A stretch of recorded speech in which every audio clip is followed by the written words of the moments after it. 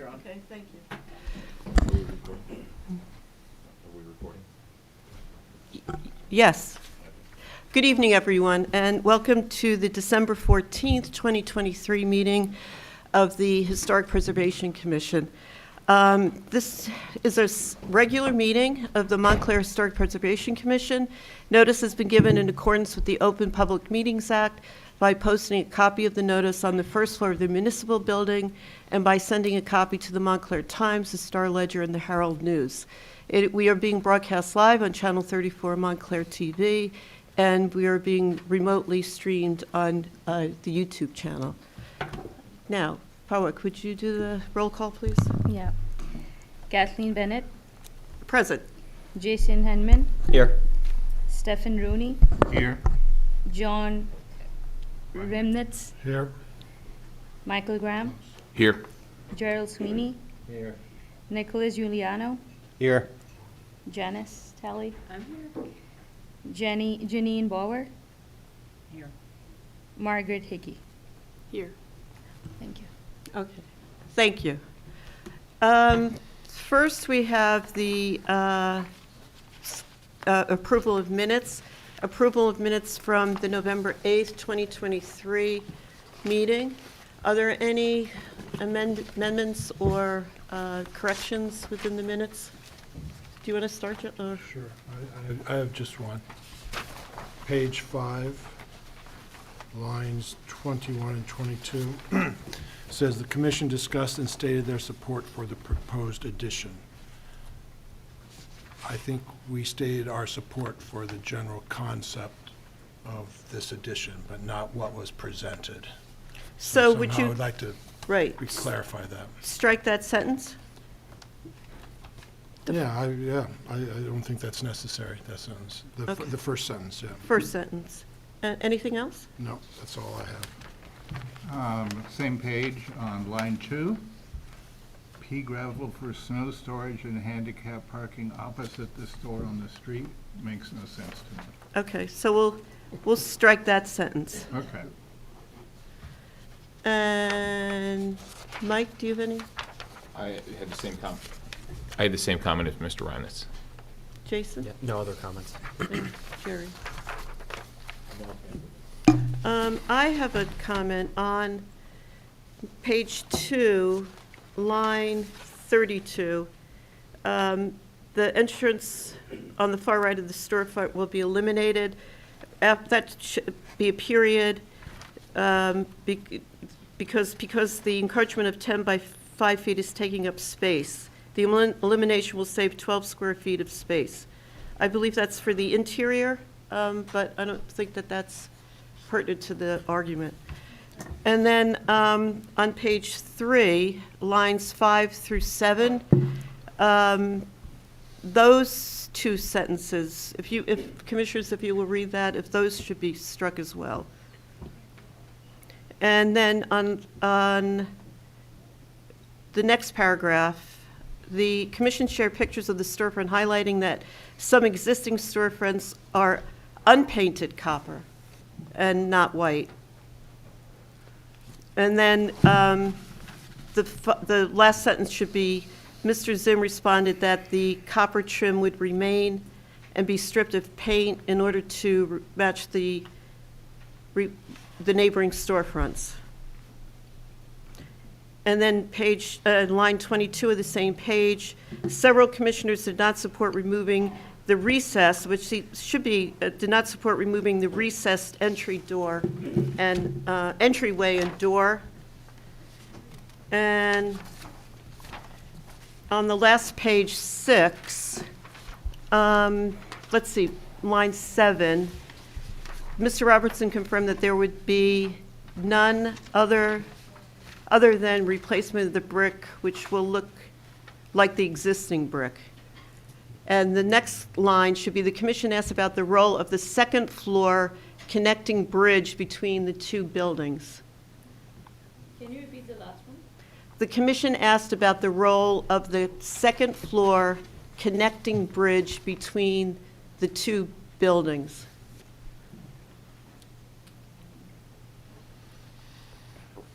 And the last proposed amendment to total demolition ordinance, I would just ask that the first sentence, that rather than it saying the ordinance do not go well together, be replaced, do not go well together, with need to be updated.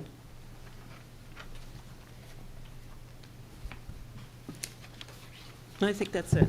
I can Kathleen, send I this- have one other thing for Milk and Cookies. The architect was Robert Zampelin. What line is that? Starts in page 2, line 27.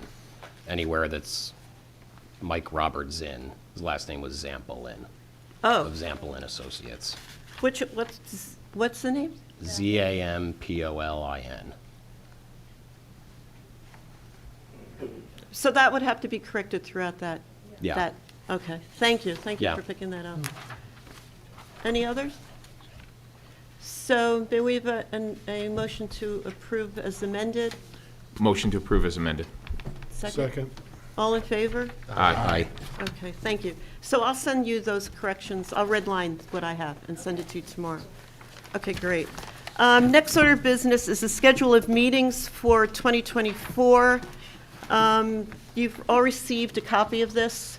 Now, Rick just told me that he will not be here on May 16th, so we have to change that meeting to either the week prior or the week after. What's better for everybody? I think the week prior would be May 9th? I'm thinking that would probably be better, given it's getting close to the end of school at that Right. point.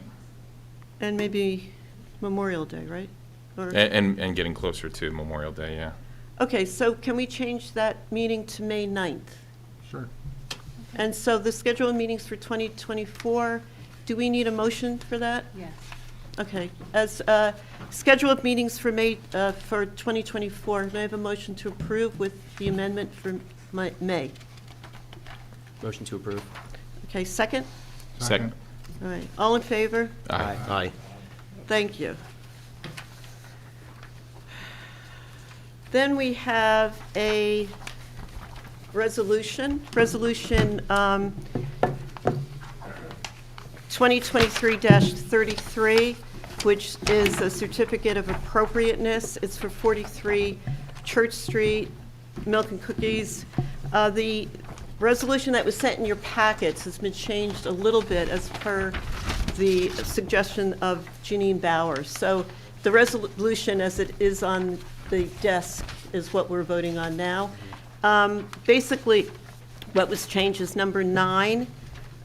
Because the motion was denied, what was written there, it didn't make any sense, so Janine suggested that we change it. So I'll just give you a minute to review that. There's also the change in Oh, I'm paragraph so- 7 as well. Right. Number 7, yeah. And that's the, can you point that out? I thought it was the first, was it the first? Second paragraph. Oh, second paragraph, the It was commission the over here. second paragraph, okay. Do not adhere to the intent of the design criteria. Yep. Motion to approve as amended. Okay, second? Second. All in favor? Aye. Aye. Okay, so motion 2023-33 has been approved as amended. Now we have our committee reports. We've been pretty busy the past month. So, first of all, education and outreach. On December 10th, I believe it was, I donated a plaque to Mount Carmel Church and with designated state and national designations. It was a bronze plaque that's on the building. There was a member of the Montclair History Center there. It was pouring down rain, pelting rain, so we weren't able to do a walking tour, but we hope to do that in connection with the History Center in the spring. So, and it was very good. They were very appreciative. MSU, Montclair State University, has contacted me about assessing the damage to the Van Riper Bond House. So there will be a meeting. It's been scheduled for February 1st at 10 a.m. to meet on site. There's a lot of deterioration going on that. So it'd be great, open, if anybody can come, we'll send a notice closer to the time. Next is design review. I believe that was the committee. I wasn't able to attend that. So that is for 11 South Fullerton. I don't, Janice, can you give us an update on that? 11 South Fullerton, I don't know what. Yes, we reviewed a revised submission from the architect. We agreed with some of the changes. We disagreed with the other changes. All right, and we're working on a letter to be sent to the architect confirming what needs to be done. Okay. So, All right. So you were waiting to hear from, yeah, they submitted a document and we reviewed it. And we Yes. approved some of the changes, but not all of them. Unfortunately, we have not yet sent the letter to them indicating which changes are acceptable and which changes remain to be completed. But we Oh. will do that tomorrow. okay, I was going to say by the end of the year, maybe, just to wrap it up. Oh, Okay. absolutely. Yeah, Okay. we don't want to leave it hanging because then Right. you forget. Okay, thank you. Minor applications on, I was also not present for 2023-31, 6 Park Street. That was approved with conditions. 2023-38 at 14 Park Street was approved with conditions. 2023-39, 208 Bellevue Avenue, it's a certificate of appropriateness. There's a discussion tonight. That's still open. 2023-40, the Bellevue Theater, the plans were submitted. I know that there was a meeting and now we're waiting for a narrative, I believe. Okay, so that's basically still open. 2023-41, Brick City Vegan, 262 Bloomfield Avenue. That was signage, which was approved with conditions. 2023-42, Cornbread at 362 Bloomfield was for signage, approved with conditions. 2023-43, which is 330 to 346 Bloomfield Avenue, which is a certificate of appropriateness. That is a discussion which we are having tonight. 2023-44, the Bloom Child Care and Co-working at 52 Upper Montclair Plaza was approved with conditions. Moving on to landmarks and grants. The Bellevue Library, we are having a HPC advisory meeting for the Bellevue Library. Thank you to Janice and Fravo for organizing that. And that would be on December 19th, Tuesday at 3 o'clock. It's for renovation of the plaza in front of the Bellevue Library. So we're looking forward to that. The CLG grant, which we applied for last year and we did not get, we have the deadline for reapplication is January 19th. So I spoke to the state today.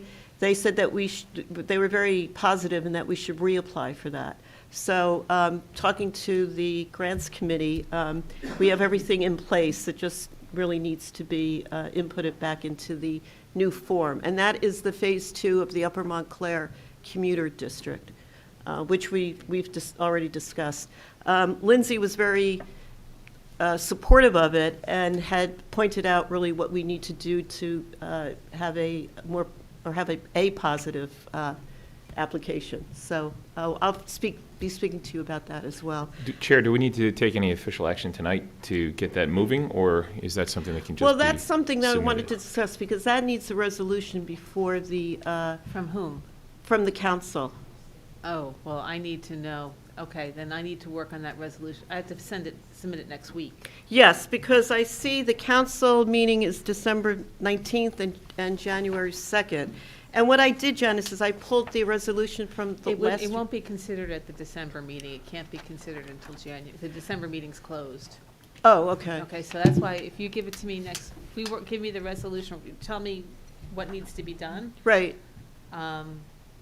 We would send it next week for this discussion, well, for action in January. They have a January certain- 2nd? They But is, wouldn't take action January 2nd. Normally, they don't take action until the second meeting, but I think it's the end of the month. well, the grant deadline is January 18th, And so that's really, really hard. Then Right. I would have to give it to them at their conference meeting, and they would have to take action on it that night, which they don't like to do. But Right. I guess we have no choice. But if there's precedent that they did it last year, Yeah,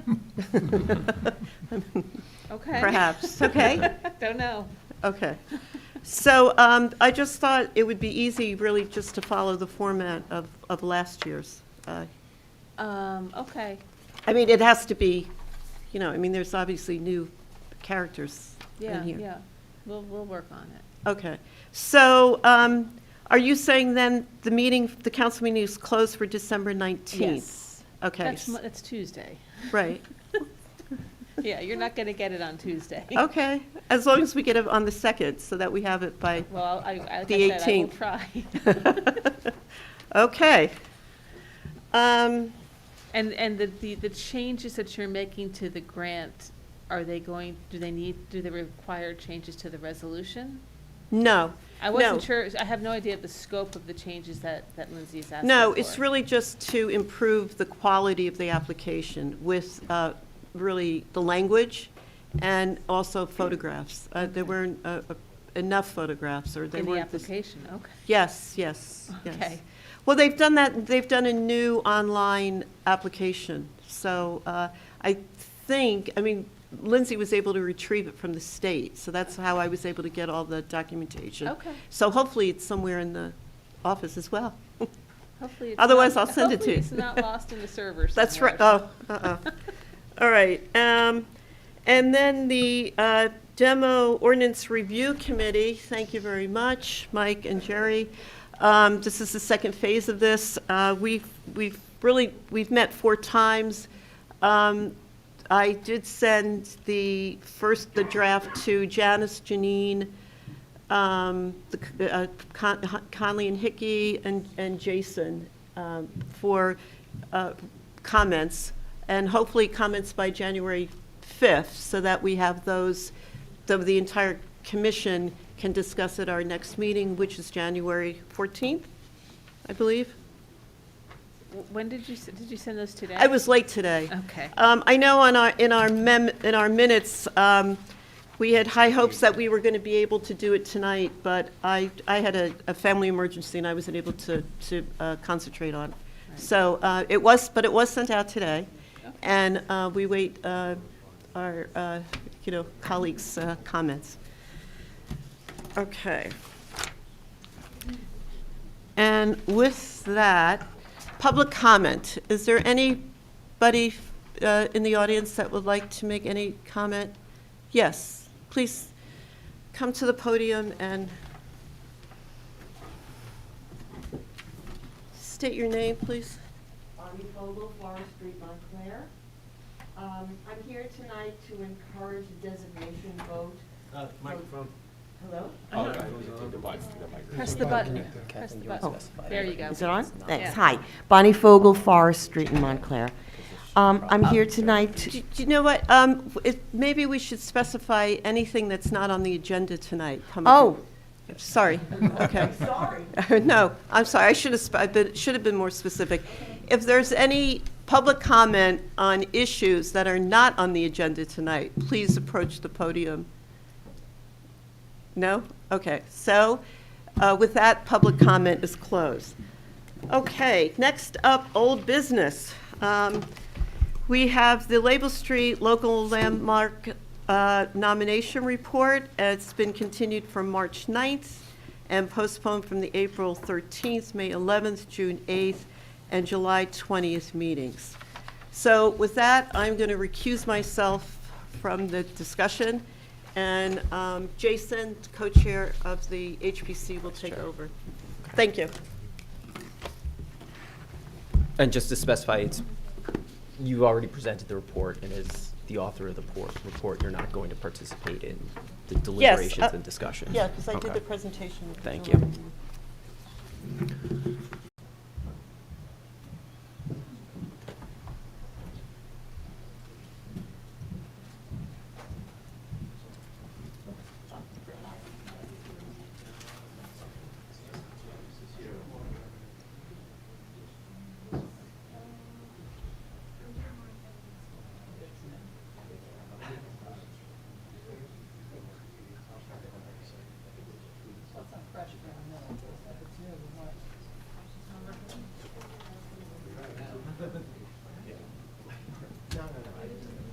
Jason, we're back.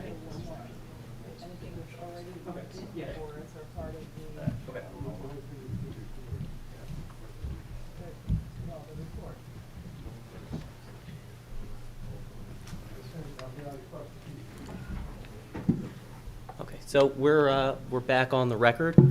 We're going to continue the discussion and presentation of the landmark nomination report, and as I understand, there's been an update to the report that Ms. Hickey will just provide a quick summary of before we open it up to the property owners and the public for comments and questions. So Margaret, you were not prepared, okay. Okay. I was prepared to go over the objectors report, revised report. Okay. But I could, I mean, I So if you- could quickly, just give me 2 seconds.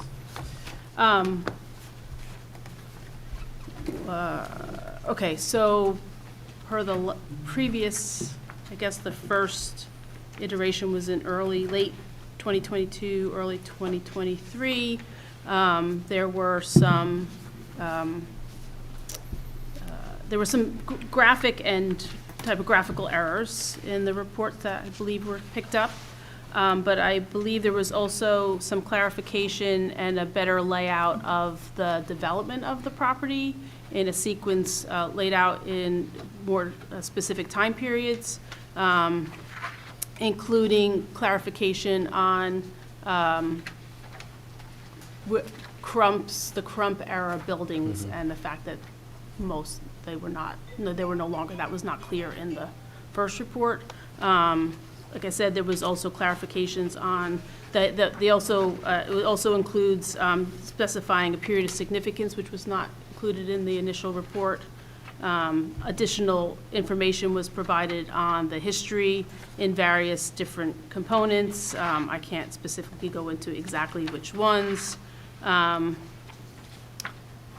More maps, more graphics, and like I said, a cleaning up of the text and the sequence of events that happened on the site, and then the addition of the period of significance, which was not clarified in the first report. And all this is found within the revised June 2023 report that's been posted to the website? That's correct. Okay, thank you. And this report was distributed to the property owners. Mhm. Thank you. So And this report is in the record. it's in the record, and everybody on the commission has had an opportunity to review the report. Do you have any questions of Ms. Hickey before we move on? No? All right. I have a Okay. question.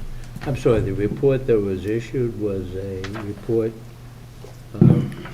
that was a follow-up to your March 6, 2023 report, or was it a separate report?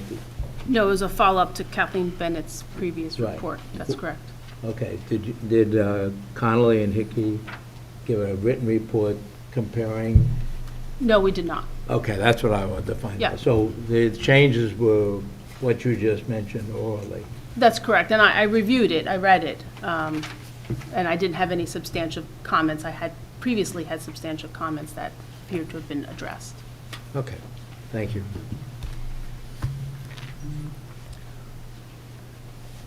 And Ms. Hickey, do you have any, you said you had questions and comments that were addressed by this revised report, right?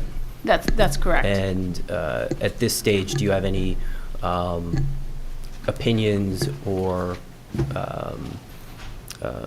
conclusions with respect to this report and its findings? I do believe that it is better laid out with regard to the history and the development of the site, and it made some clarifications that were not clear on the original report. I did find that it was very important to designate a period of significance, so that has been provided.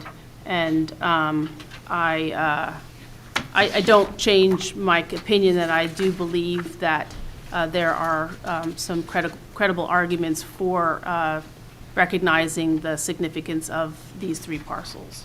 Okay. Do you have an opinion as to whether these 3 parcels or any individual parcels satisfy the criteria in the ordinance for designation?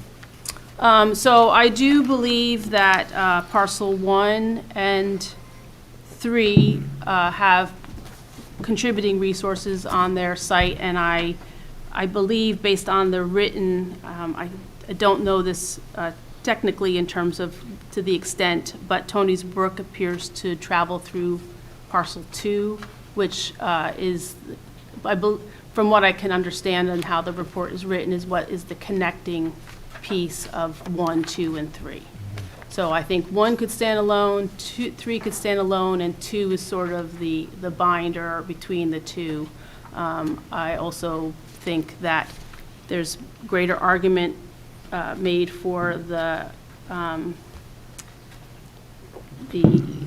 fire station, the automobile, the motor vehicle station, and that one of the points made in the counter argument is really this is not a manufacturing district. I think one of my recommendations would be to change it to the Label Street Historic District and remove the term manufacturing.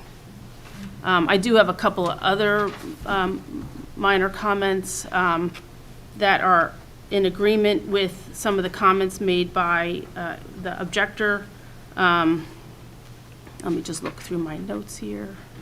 Under criteria 2, associated with a person's life, this is a difficult connection to make with regard to Samuel Crump, and so I don't believe that argument holds up in the report. And but that doesn't mean, by eliminating association with a single criteria, doesn't mean that the property is not significant. I just want to make that clear. You don't have to check all the boxes. You have to check, you actually only have to check one box. But that is one thing I agree, that Samuel Crump, his buildings are no longer there, and so therefore that association is gone.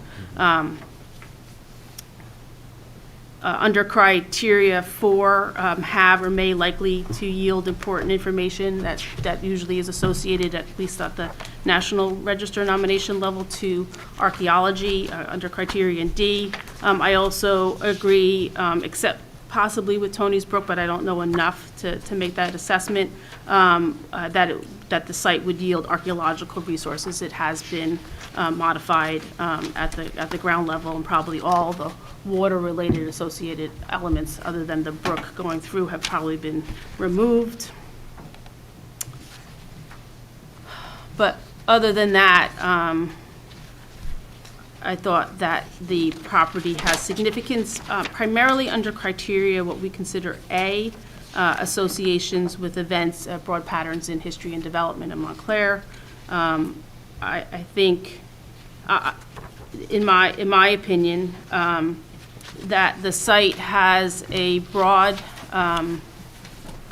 has broad connections with regard to how that whole area developed. This site is a microcosm of that, with regard to it being really the only remaining buildings associated with manufacturing/industry in Montclair. When you look at the early history of Montclair, there was a much stronger, it started off being agrarian. There was a lot of manufacturing along the Tony's Brook. That kind of diminished as Montclair became more of a commuter suburb, and sort of this, based on looking at the history and understanding Montclair's broader history and development, this might be one of the last linkages to that manufacturing history. And I think that's the important criteria to look at. And the one thing I want to say about the automotive building is those were designed. Many of them were actually located by the state in areas of light manufacturing because of the use, and so the architecture is very reflective of industrial and manufacturing type buildings. So there was a real look or appearance to the architecture that kind of ties in with the history of the area in which they placed the building. And I just want to find exactly what I wrote. So there is a historical link in the station reflects the evolution of industrial sites at a period of transition in Montclair when it leaves manufacturing industry behind in favor of a commuter suburb that was fully embracing the automobile. This is Criterion A, Broad Patterns of History. Furthermore, the inspection station, one of several constructed in New Jersey of similar architecture, was designed using the architectural language of industrial manufacturing buildings as seen in the use of large multi-pane metal windows, low slung gable roofs, and corbel detailing in the brick, attributes seen primarily in the northeast corner building on Parcel 3. The inspection stations were also located in areas of industry and manufacturing in these emerging or fully developed commuter suburbs, which directly ties to their architectural detailing. There appears to have been, but more research would probably be necessary, which is not part of our scope, at least not part of my scope, a conscious decision by the state for these buildings to blend.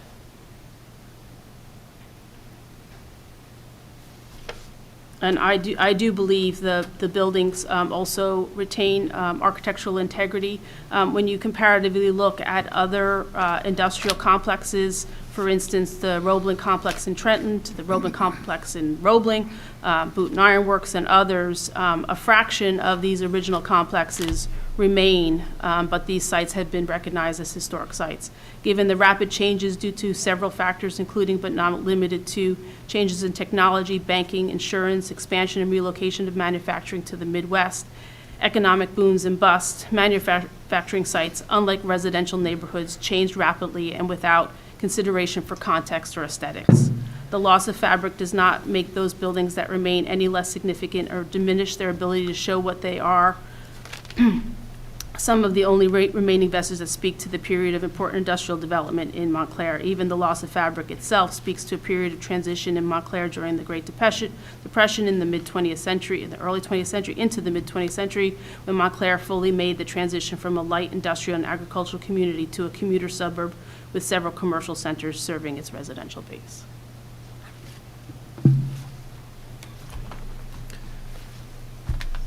Thank you, Ms. Hickey. And that concludes your summary of your review and your findings? Pretty much. Okay. All right, at this point, I would like to open... Can I ask one thing on Sure. that? You have another What is the question? date of the report that you're reading from? This one, well, I read also the June 23rd, that's the Label Street manufacturers, and then I also reviewed the 34 Label Street Associates counter report. Now, were you reading from your report? Her notes. I'm reading from my notes. From your notes? Yes, Oh, okay, yeah. Okay, thank you. I mean, you wanted me to give you a little of my background? I mean, in terms of, I prepared 3 intensive level surveys in Montclair, so I'm fairly familiar with the history and development of the town. Okay. Yeah, if you want to just do a quick Yeah, overview and then, of how you prepared for your review of these reports. Okay, so I'm a historic preservation specialist. I've prepared several nominations for the New Jersey and National Register of Historic Places.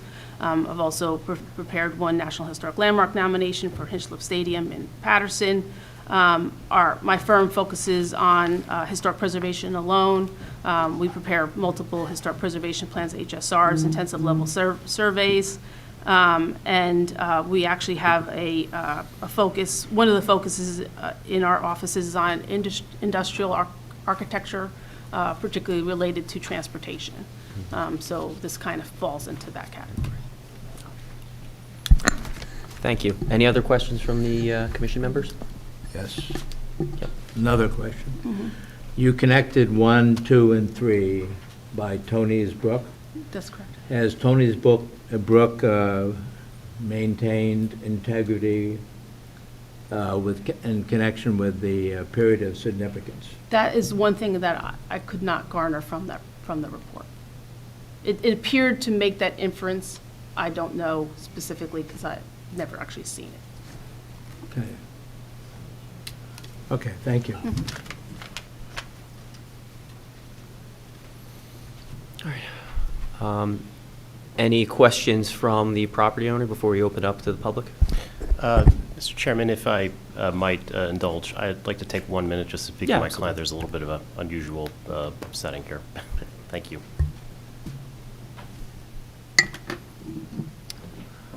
If any members of the public would like to approach and ask any questions of Ms. Hickey regarding her findings of the updated report, you can approach.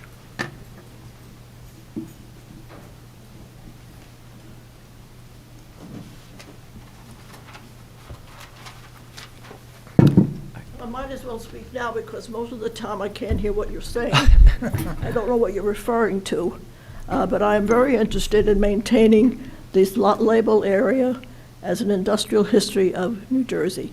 Crump is the only man, have you looked at the list of people that were served in the First World War?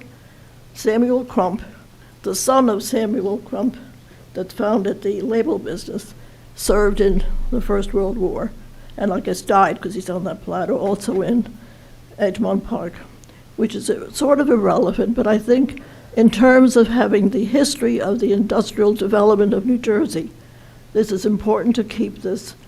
And anyone who invests in the town, I think, would be interested in having this as a reason for people to come here. They're not going to come and look at new buildings or tall buildings. But this, and plus Tony's Brook is always a part of the problem, and I don't think people keep remembering, and that's why it had the energy to have the business, was the water that's there, and it's still there. If you recall, Egan's restaurant was quite inundated with the last whenever. But the history of the Crumps, even though they sold the business to whatever, they were initially very important. They had 12 children. Well, you probably all know that I'm sure you looked that up. But I think it's an important aspect of the difference that Montclair has to other communities, that it had a basis for people to come and use the trains and live here and work here. And I think we'd be short-sighted in removing that. And as I said, anyone with a business in town would want to keep that, as what some of the suggestions have been, as an arts center, as a history of the Industrial Revolution, and the development of Montclair. So I hope I can hear the rest of what you're saying pretty soon. I think we're going to have closed captioning, which will work when we're home. But thank you for your work with this. Thank you. And I noticed the time, this whole business about changing the times, we're going to have to complain about that. Have you all read this?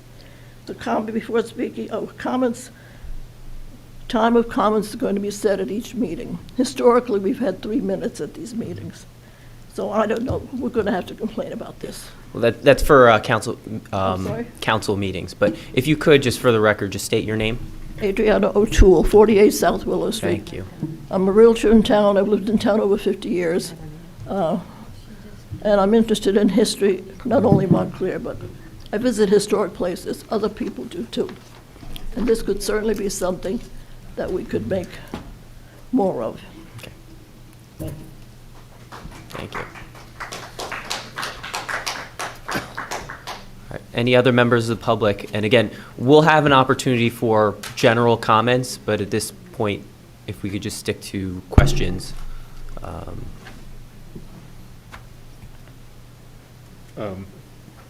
Yeah, I just wanted to understand what your definition of manufacturing was, or which one did you use? Just your name for the record, Mr. Sure, Rabacki. Frank Rabacki.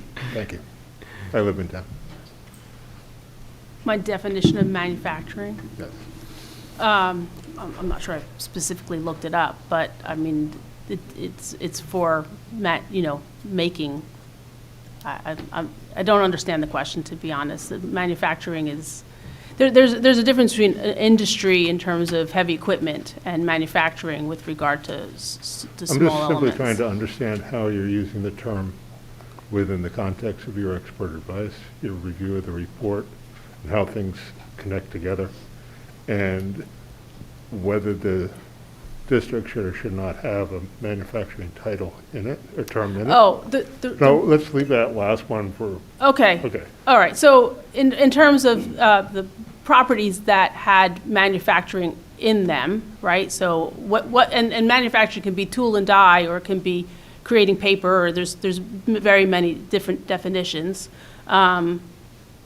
Properties that had that historically would be manufacturing buildings. Those that did not aren't. On this particular property, there's one that's not. I'm sorry, which On this one did- particular, on parcel one, that's not a manufacturing building. Currently, it's, I'm not sure, I follow up because I'm not sure what your definition of manufacturing is. And then I understand what your question is, because manufacturing is the production of goods Okay, versus the production of services. okay, so anything that produces a good That's correct. is a manufacturing process? That's correct, yes. So assembly is a manufacturing process? Yes, assembly would be a manufacturing process, that's correct. Packaging is a manufacturing? Yes, absolutely, Okay, yes. I just wanted to Yeah, understand no, how no, you're using the term, yeah. how you're using the term, and how Right. you interpret the report. Right, is using. Okay, Right. thank you.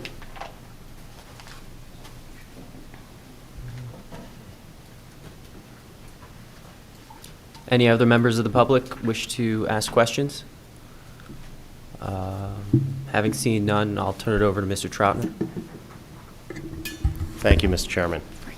Good evening, everyone. My name is Thomas Troutner. I'm an attorney with the law firm of Chiesa, Shahenian, and Giatomasi. I'm here on behalf of 33 Label Street Associates LLC. It's the owner of the property located at 610 Erie Street, which is designated as Block 3307, Lot 7 on the tax maps of the Township of Montclair, and it's the property identified as Parcel 3 in the nomination report, most recently revised June 2023. Mr. Chairman, we have a witness with us here tonight, our expert, Scott Wieczorek from E2 Project Management LLC, who had submitted a report in advance of this evening, dated July of 2023.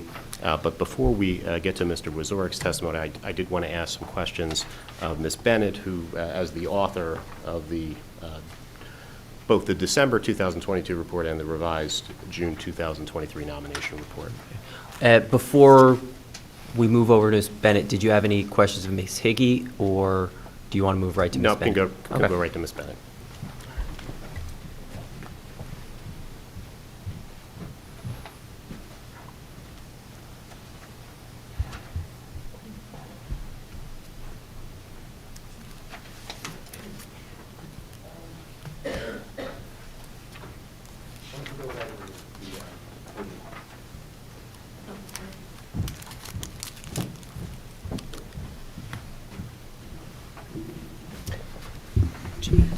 Does Kathleen need to be sworn?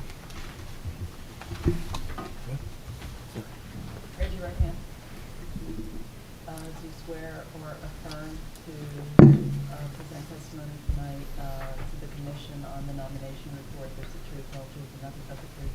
I do. Thank you, Ms. Bennett. So I want to ask you about your June 2023 revised nomination report, specifically on page 2. You indicated that the report is based on research and writing by Kathleen Bennett and the members of the preservation community of Montclair. Who are the members of the preservation community of Montclair that you're referencing? Specific names of people? Yeah, if you can recall, yes. Let's see, on the redevelopment report that was authored by the planning department, there was a timeline. You're aware of the timeline that was in the redevelopment? No, maybe not, I'm sorry. Anyway, there was a timeline in that report, and when I called the office and spoke to the assistant, who is not far off now, she's the new assistant planner. It was a former assistant planner, and he gave me, he told me who it was that authored that report. So you're referring to the area in need of redevelopment study that That was the basis of the timeline. That's right. So just so I can clarify, so there was an area in need of redevelopment study that was prepared, I believe, by the planning department of the Right. Township of Montclair. I believe you're referencing that you spoke to Tommy Sibilia, who was Yes. the assistant planner at that time that you made that phone call, and you asked him about a timeline that had been included in that area in need of redevelopment study. Yes. So just to reorientate to my question. So my question was, when you, in your June 2023 nomination report, you reference thanking members of the preservation community of Montclair. I actually am just trying to find out who are the actual members of the preservation community of Montclair that you're referencing. Well, there's various members of the, I know that the timeline was written by Frank Rubecki, so I was able to, you know, ask him about that. But other than that, that was the... Sure. Would David Greenbaum be somebody you would consider in the preservation community of Montclair? Oh, no. No? How about Martin Schwartz? No. Well, they don't have any background in historic. Sure. So when you say you're thanking that the report is based on research and writing by the preservation community of Montclair, you're referring to Frank Rubecki? Yes. And is there any other organizations you're referring to? Well, the Montclair History Center, where I did most of the research, and also the Montclair Public Library. I mean, I could give you the names of those people. Okay. Now, other than the timeline you referenced, do you recall specific research that was provided to you in terms of preparing the nomination reports? No, I did I did the research at the Montclair Public Library, the Montclair History Center, and also through my own research from my library and from Montclair State Library and from the Montclair Times, which are all citations in my report. Were you the sole author of the nomination report? Yes. Okay, so there were no writings that were submitted to you that were included in the report? Included in this report? Yeah. No. By someone else? Okay. Now, So just to clarify, just for my own understanding, this section, everything that you referenced, you cited to in your report, right, Ms. Bennett? Everything, say that again? Everything that you referred to or referenced or utilized in the preparation of this report is cited in the report, right? Yes, I'm Okay. the author of the And report. So this section here is just an acknowledgement of persons and entities that you were thanking. Yes, especially with the timeline that was in the redevelopment report from which was, I forget when that came out. Okay. So there's no other material or sources that isn't explicitly referenced in the report? No, Okay. not from other authors. Yeah. I mean, there's certainly lots of footnotes. So now, it wasn't until, it was around September 15, 2022, that the Historic Preservation Commission first considered studying the parcels that are the subject of your nomination report, correct? Now, at the September 15th HPC meeting, you thanked Frank Rubecki for his initial research work on 2 Erie Street and 610 Erie Street. When did you first have a discussion with Frank Rubecki about whatever that research is that you're thanking him for? Well, that was when I just answered the question, when the timeline came out. Okay, so that would have been around the time the planning board was considering the area need of Yes, as for redevelopment. area of redevelopment. Okay. Do you recall, and the initial research that you're thanking him for, that's the timeline? Exactly. Okay.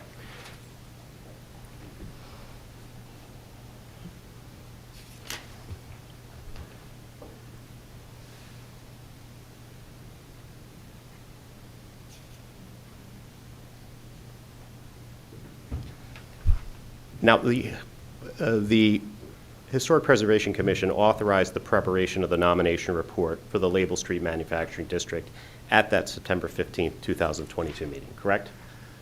Yes, I believe so. Yeah, okay. So now at that meeting, but prior to discussing whether have the committee authorize the study of the Label Street Manufacturing District, the HPC heard comments from the public encouraging the committee to study the Label Street Manufacturing District. Now, prior to that meeting on September 15th, did you have discussions with any other members of the public other than Frank Rubecki who might have spoke on September 15th regarding the Label Street Manufacturing District? No, aside from the fellow commissioners, which would have been during the meeting. Okay. Or just prior to the meeting. Now, at the HPC's meeting on March 9th of this year, when the December 2022 nomination report was discussed, You stated that one of the reasons you became interested in the alleged historic significance of the Label Street Manufacturing District was based upon conversations about redevelopment. And I'm assuming when you said that, you were referring to the area. The plan. Yeah, the area in need of redevelopment study? Right. That you referenced a few moments ago? Okay. Where the timeline was included. Now, you were present at the Planning Board's April 11th, 2022 public hearing on that area in need of redevelopment study for 610 Erie Street, correct? I probably, I don't remember, actually. Do you recall if you're speaking in opposition to the Planning Board recommending the site be declared as part of an area in need of redevelopment? I don't believe I did. Now, I voted against it as a member of the planning board, so, I mean, I'm not sure where we're going with this line of questioning. Are we looking to discredit the report, or what exactly direction are we going with this line of questioning? I'm just trying to understand what prompted the report being drafted.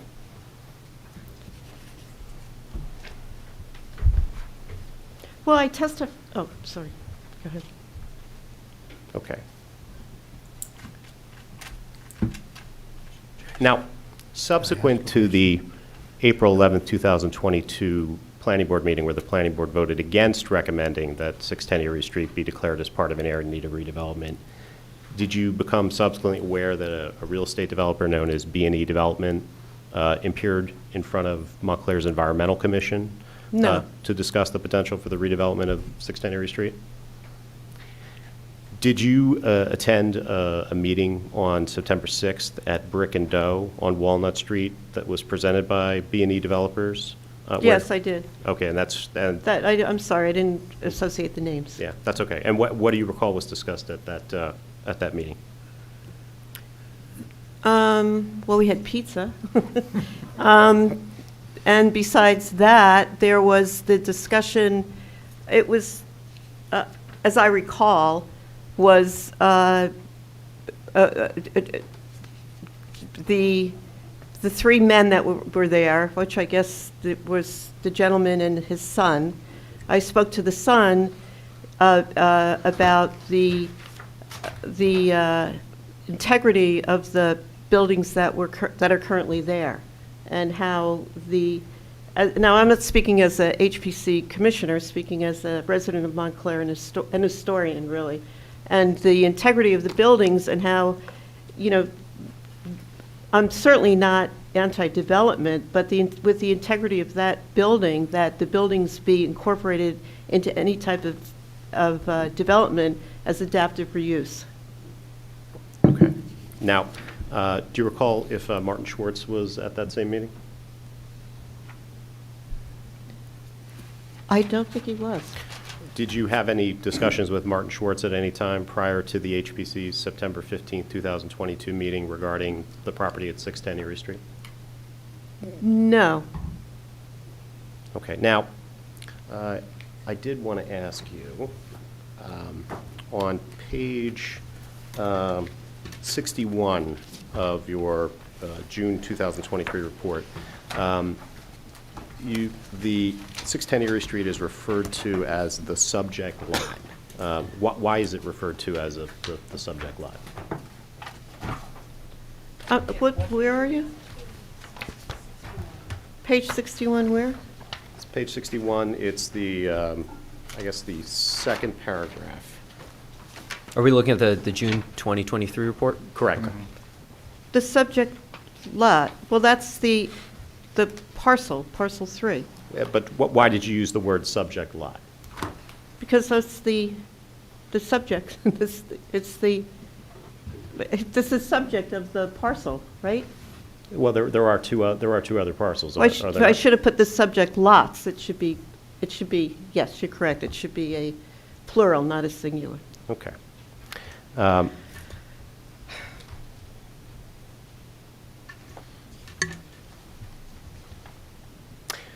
Prior to September 15, 2022, did you have any conversations with any tenants at 610 Erie Street regarding either the redevelopment of that property or No, its historic value? the only one I heard through a friend was that the property owner was, and this was after the report, was that they were, no, I had no direct conversation with them, no. I only heard, third party, that they were being given, you know, the leases were up. I don't know what it's called. Okay. But no direct contact. No, I Okay. didn't speak to anybody. Okay. You say you heard through a third party. Do you recall who that was?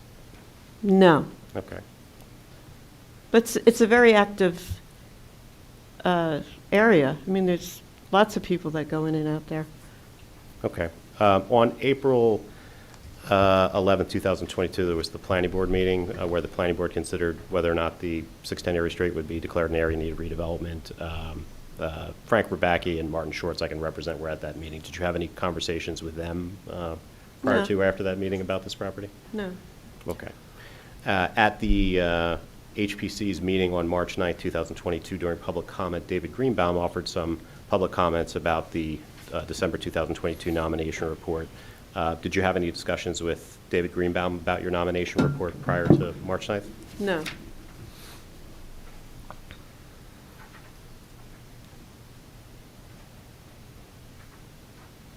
Now, why did you limit the parcels to be studied in your December 2022 nomination report and again in your revised June 2023 nomination report to just to the three that are identified, 16 label, 18 label, and 610 Erie Street? Well, if you look at a map of the three proposed historic districts, there's a number of buildings in that.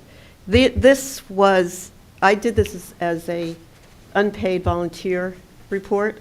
In order to do a broader report, I would never have been able to do it. I didn't have the time and I didn't have the resources. So it had to be limited to this. And I think that they had to be contiguous. And I think that they have enough cohesiveness within their buildings as they are now, that it would have warranted a smaller district within a larger district. Do you know the identity of the owner of 16 Label Street or 18 Label Street? Yes. Who is it? You want the person's name? Sure. Isn't it Bobby Brown? Yeah. Bobby Brown and Steve Plofker. Steve Plofker. Okay. Steve Plofker is a well-known real estate developer in Montclair, correct? Yes. Okay. So the only properties affected by the proposed Label Street Manufacturing District nomination are properties that were either previously proposed to be redeveloped for multifamily housing or owned by a real estate developer, correct? Well, I guess so. Okay. Now, your nomination report indicates that the properties under review were recommended for historic consideration in the township's historic preservation element of its master plan, correct? Yes. Okay. Do you know the year the historic preservation element was adopted by the Montclair Planning Board? Was it 2016? Yeah, if I said December 19th, 2016. Yeah. Okay, Right. there you go. Okay. So for over 6 years from the date that historic element was adopted, there was no recommendations by the HPC to study these parcels for nomination and inclusion within a historic district. But then, if my math is right, 8 or 9 days after a real estate developer scheduled a meeting to discuss the development of 610 Erie Street for redevelopment, the HPC and through you proposed that HPC undertake a study of these properties as part of a historic district? Yes. Okay.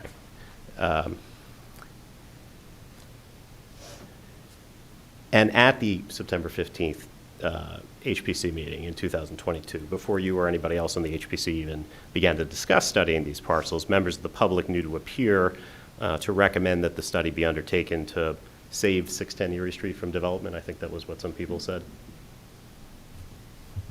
Okay. If they did, they did. I don't know. Is it fair to say the primary reason for the proposed district designation, at least with respect to 610 Erie Street, is to try and stop any redevelopment of that property? No, not at all. I was prompted to write this report from looking and reading the redevelopment report that came out that was authored by the planning department.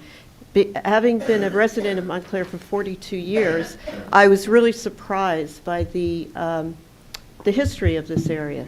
Surprised that, that this type of manufacturing had occurred there, and the idea that the Crump Label Company had national and international significance just really intrigued me. And being a historian, I dug deeper into it and, came up with my report. But picking up on your testimony, I want to go it would be fair to say you would have been personally, not as an HPC member, but you would have been personally opposed to the redevelopment of 610 Erie Street? Is that relevant to, would I be opposed? I just testified, didn't I, that I'm not opposed to redevelopment. I'm not opposed to, things need to evolve. People change it in society. Certainly in Montclair, you could see redevelopment going on all over the place. In that little district, it's more of a commercial, industrial vibe. And I thought it was fascinating that we still have remnants of that, and that if these buildings can be maintained and saved within a redevelopment scheme as adaptive reuse, I think that would be great. Okay. But you would, as adaptive reviews, you would be opposed to the buildings being demolished and a multifamily building constructed such as B&E? Well, I wouldn't be opposed to the building, I would be opposed to demolishing a historic building that really speaks to our history, which is a history that I think very few people knew about. I certainly didn't, and the people that came up in the public that came to listen to it didn't know about it either. Okay. I have no further questions. Okay. Thank you. Any members of the commission have any questions for Ms. Bennett? Okay. Any members of the public have any questions for Ms. Bennett?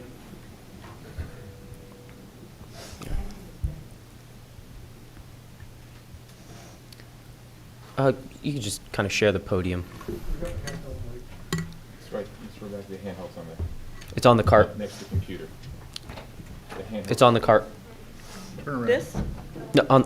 Mr. Back to the It's handhelds fine. on It's the fine. cart. Go ahead. Yep.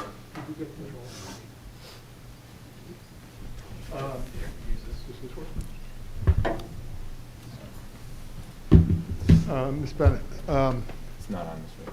Yeah, it's on Hello? Hello? There Hello? we go. Thank you. Ms. Bennett, I'm sorry, I lost track. The attorney asked you if I was at a planning board meeting in, what was the date, sir? It was April 2022. And you testified, and your reply was, I was there or I wasn't there? I don't remember. I didn't remember. I don't know if you were there. Because I don't remember if I was there. You're both in the minutes, so. I'm in the minutes as being there or calling in? The following people made comments present at the meeting. Okay, so you knew the answer to the question before you asked it. Was that your question? Yeah. Oh. Point of order? No, this is not an opportunity for a point of order. There are opportunity for questions of Ms. Bennett. Okay. Ms. Bennett, you're the chair of the HPC at the time this report was issued? Yes. Okay. And the criteria for objector testimony is what? Do you have to have a certain number of property owners to register? Yeah, this isn't an appropriate question for Ms. Bennett. This is supposed to be about her report and her testimony. I mean, that sounds like a procedural question that Okay. our attorney can answer. But again, this isn't really the opportunity for that.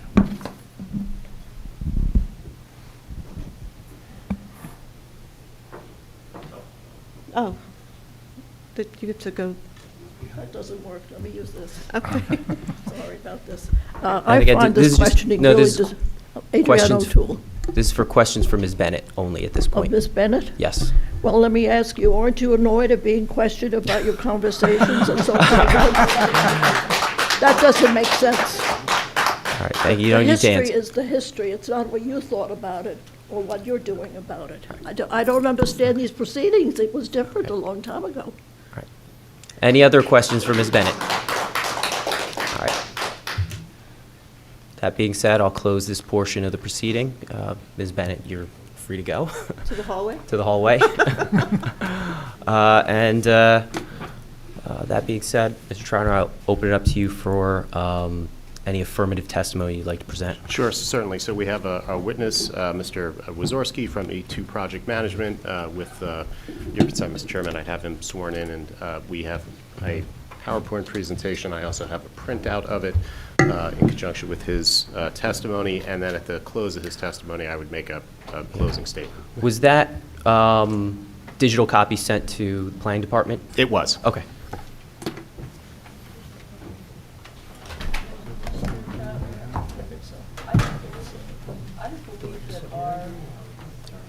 I don't believe that the E2 report was put in. Oh, actually, we can take care of that Yeah. with Mr. Wiezorek's. Fine. Okay, good. Okay.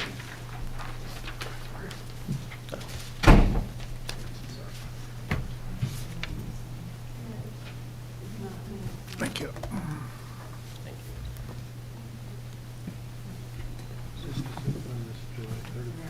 So this is just the PowerPoint. It's not.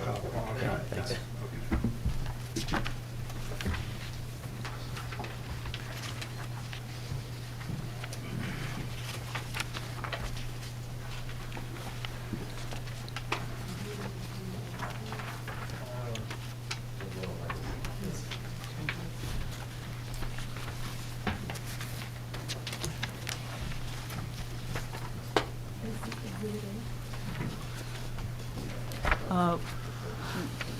We'll mark 1, Mr. Troutner, we'll mark 1 the report and A2 as the PowerPoint.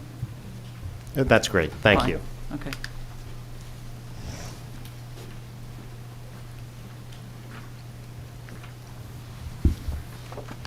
Sure.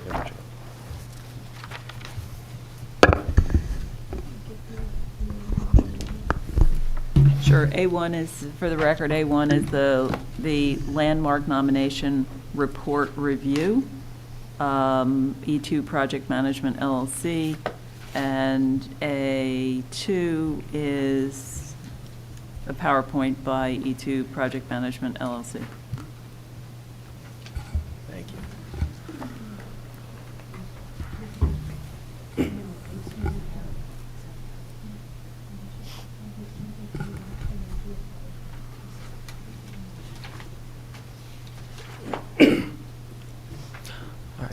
Ms. Bauer, when you're ready, can you swear the witness in?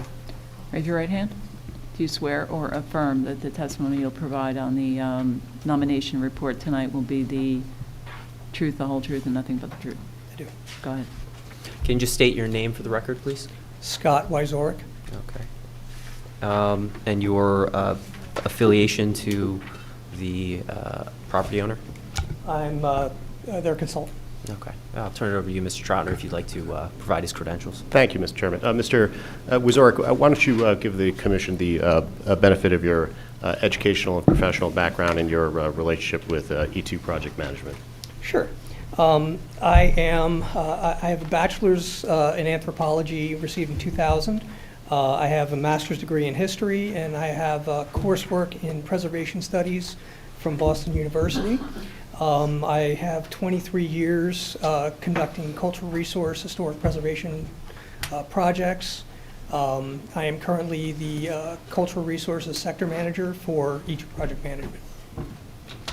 And Mr. Wieczorek, have you previously testified before historic preservation boards or commissions in New Jersey? Yes. And have you previously been qualified as an expert in your field regarding historic preservation? Yes, I am qualified underneath the Secretary of the Interior Standards as an architectural historian, as an archaeologist, and as a historian.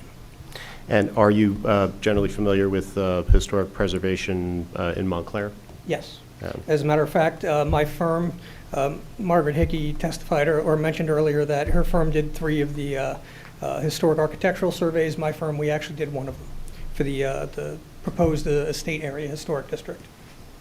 Now, did you review the nomination report for the Label Street Manufacturing District dated December 22nd that was prepared by Kathleen Bennett? Yes, I did. And did you review the revised report dated June 2023, also by Ms. Bennett? Yes, I did. And did you prepare a report entitled Landmark Nomination Report Review dated, but there was one dated March 2nd, 2023 that was originally filed with the Historic Preservation Commission?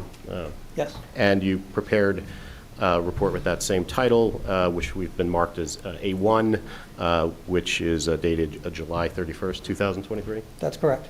Okay. And can you describe for the commission what steps you took, what materials you reviewed, and what efforts you made in order to prepare your report? Sure. I read through the reports that were prepared by Ms. Bennett. I enumerated the arguments that were made, the claims that were made, and I looked at them with respect to the both the National Register and with the local township criteria for nominations and for landmarking. I used original research through the Montclair History Center, through the Montclair Public Library, through Google, ran a title search for the property, did genealogical background research, really just typical historical background research that a lot of professionals do. And did you physically inspect the property at 610 Erie Street? Yes, I did. Okay. Mr. Chairman, I would respectfully submit that Mr. Wieczorek be permitted to testify as an expert in historic preservation, and that his Ms. Bauer, I'm not sure if we need this level of formality, but that his report obviously be put into evidence to the extent that the HBC's nomination report is also being put into evidence. Is there any objection to his qualification? No, from the board? All right. Great. He's qualified. Great, thank you. So, Mr. Wieczorek, I know you put together a PowerPoint presentation, and in conjunction with using that, I'm going to try to stop talking and let you give the commission the benefit of your review, analysis, and conclusions. Sure thing. So we were, my firm and I, we were invited to review and look through this, the nomination report, and to try to better understand what the arguments were, what the designation of the status was, and the purpose is, of course, because our client objects to their property being included as part of a landmark status. They feel that it doesn't qualify, and in my professional opinion, I tend to agree with them that I don't feel that it qualifies as a historic district. Okay, there's, okay, where do we have it?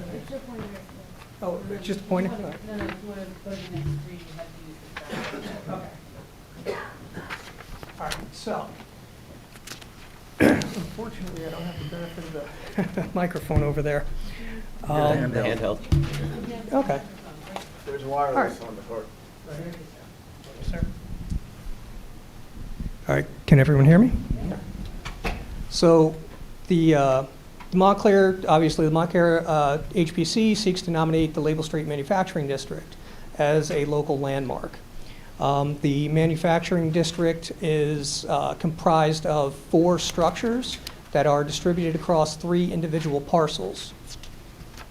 The first parcel is 16 Label Street, built in 1937 by Montclair Township as a state of New Jersey motor vehicle inspection station. It has recently been rehabilitated, and the rehabilitation actually maintains many of the historic features that were prominent on the original structure, and it's actually a really well done rehabilitation. And the HPO, the New Jersey Historic Preservation Office, has recommended this as individually eligible, or actually as eligible as part of a proposed discontiguous historic district concerning New Jersey motor vehicle inspection stations as a well-preserved example. Pardon me while I flip through everything. So the second parcel, block 18 Label Street, is a concrete block building built circa 1950 as an appliance warehouse.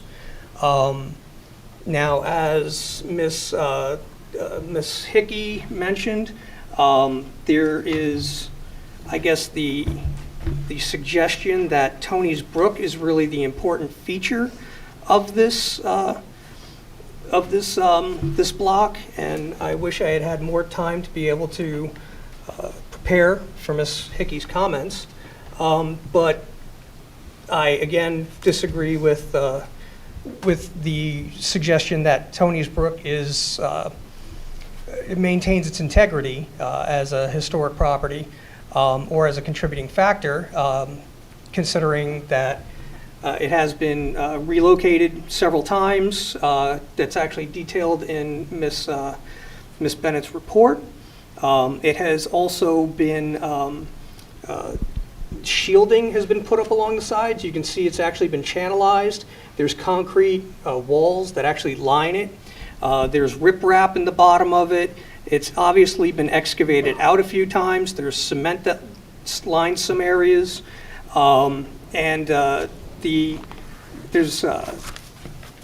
It's been heavily modified.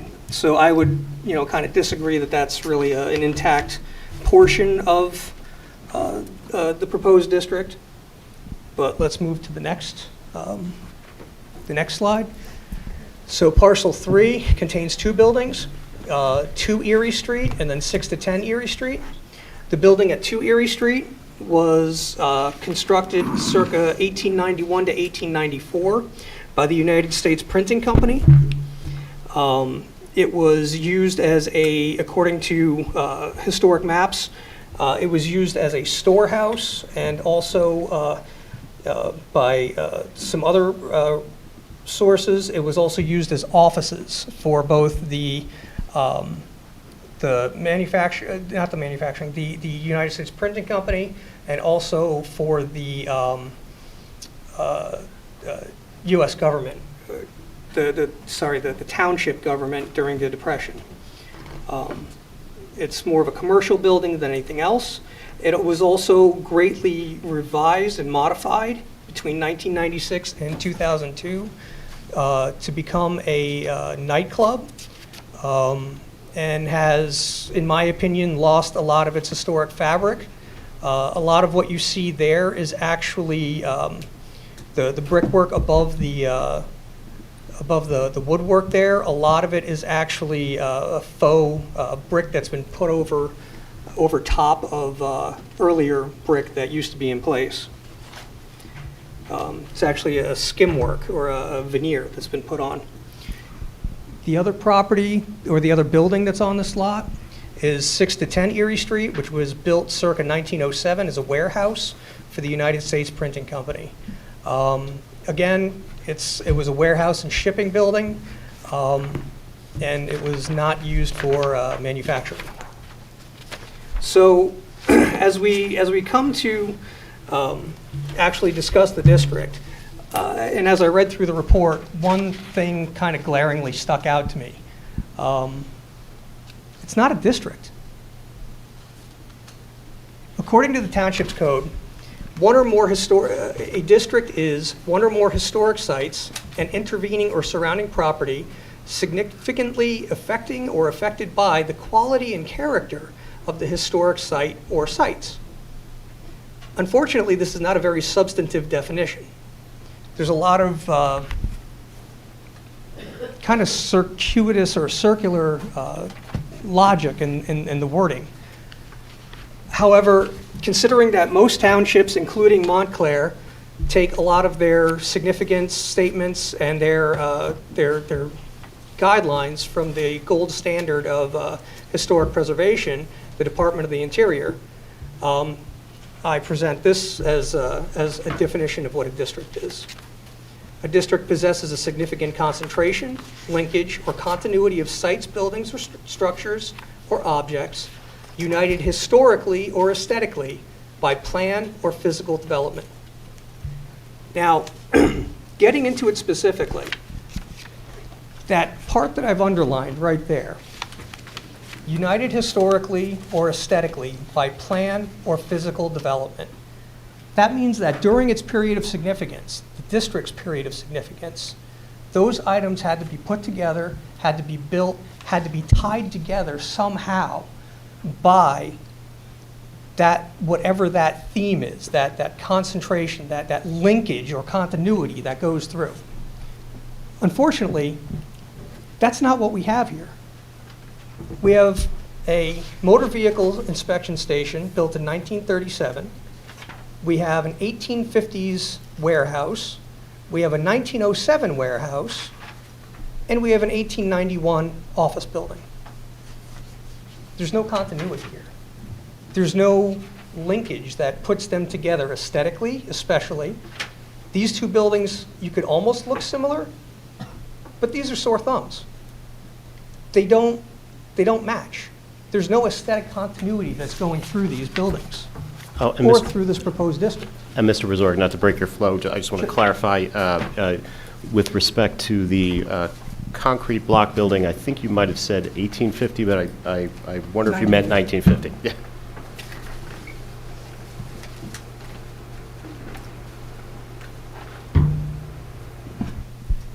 Yeah, it's 1950. My apologies. So the next problem is that there's no historic theme that ties these together. Granted, both of these buildings here were both associated with the United States Paper Printing Company. This building was actually built as a warehouse for an appliance company. That's according to historic maps that are on file with the Historic Committee and that are in both Kathleen's report and my report. But this was an older building that was built for a different purpose. It was also used for a tire warehouse and a tire installation place, commercial purposes. And then again, the motor vehicle inspection station. It was built specifically to enforce regulations that the government had put on relating to automobiles. There's no historic theme or commonality that runs through these buildings. By the Park Service's definition and by the Department of the Interior's definition, this is not a district. These buildings don't meet the criteria of being classified as a district. So that was my first major issue as I read through the report. Next is the period of significance. What is a period of significance? Unfortunately, the township's code doesn't define it. The Department of the Interior, however, does. For properties associated with historic trends, the period of significance is the span of time when the property actively contributed to the trend, and that for architecturally significant properties, the period of significance is the date of construction and/or the dates of any significant alterations and additions. Important to note is that a property must possess historic integrity for all periods of historic significance. What that means is that you can't have something in a period of significance that didn't exist during what you're saying is the period of significance. If the building predates it or postdates it, it doesn't belong in what's significant. So the nomination report claims that the period of significance begins in 1876 and ends in 1961.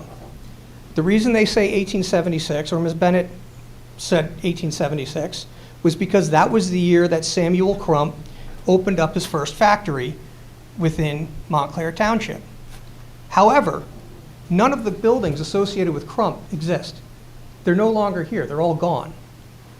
The only surviving buildings that are within this district begin in 1891 to 1894.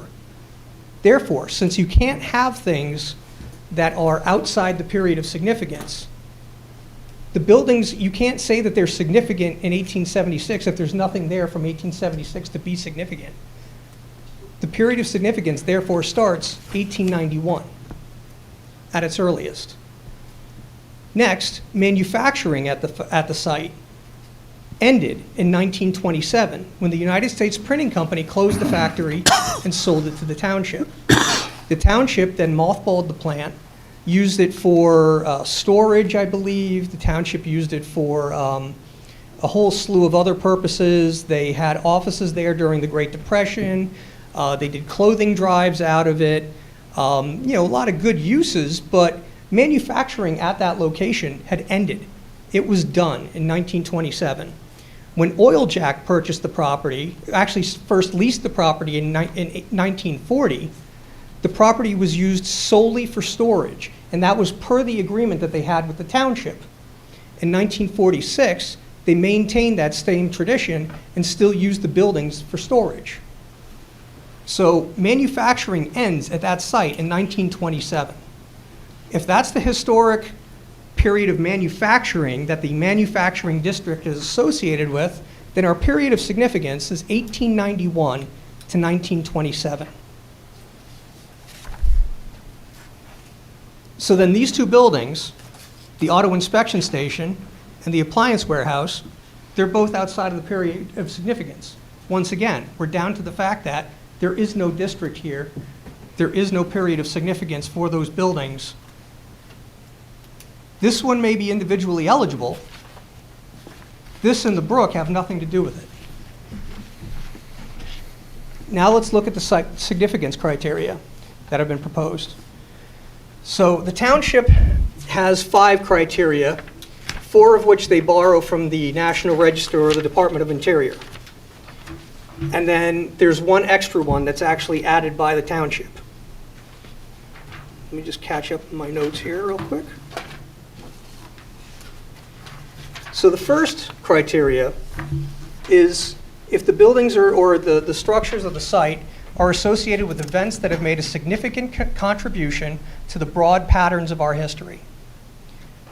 Criteria B for the National Register, or 2 for Montclair, are that are associated with the lives of persons, usually an individual, a single individual, significant in our past.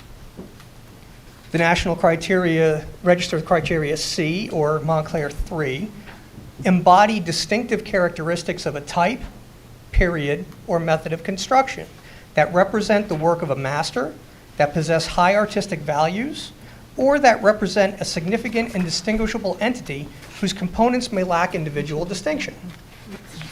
Criteria D for the National Register, 4 for Montclair, have yielded or may be likely to yield information important to prehistory or history.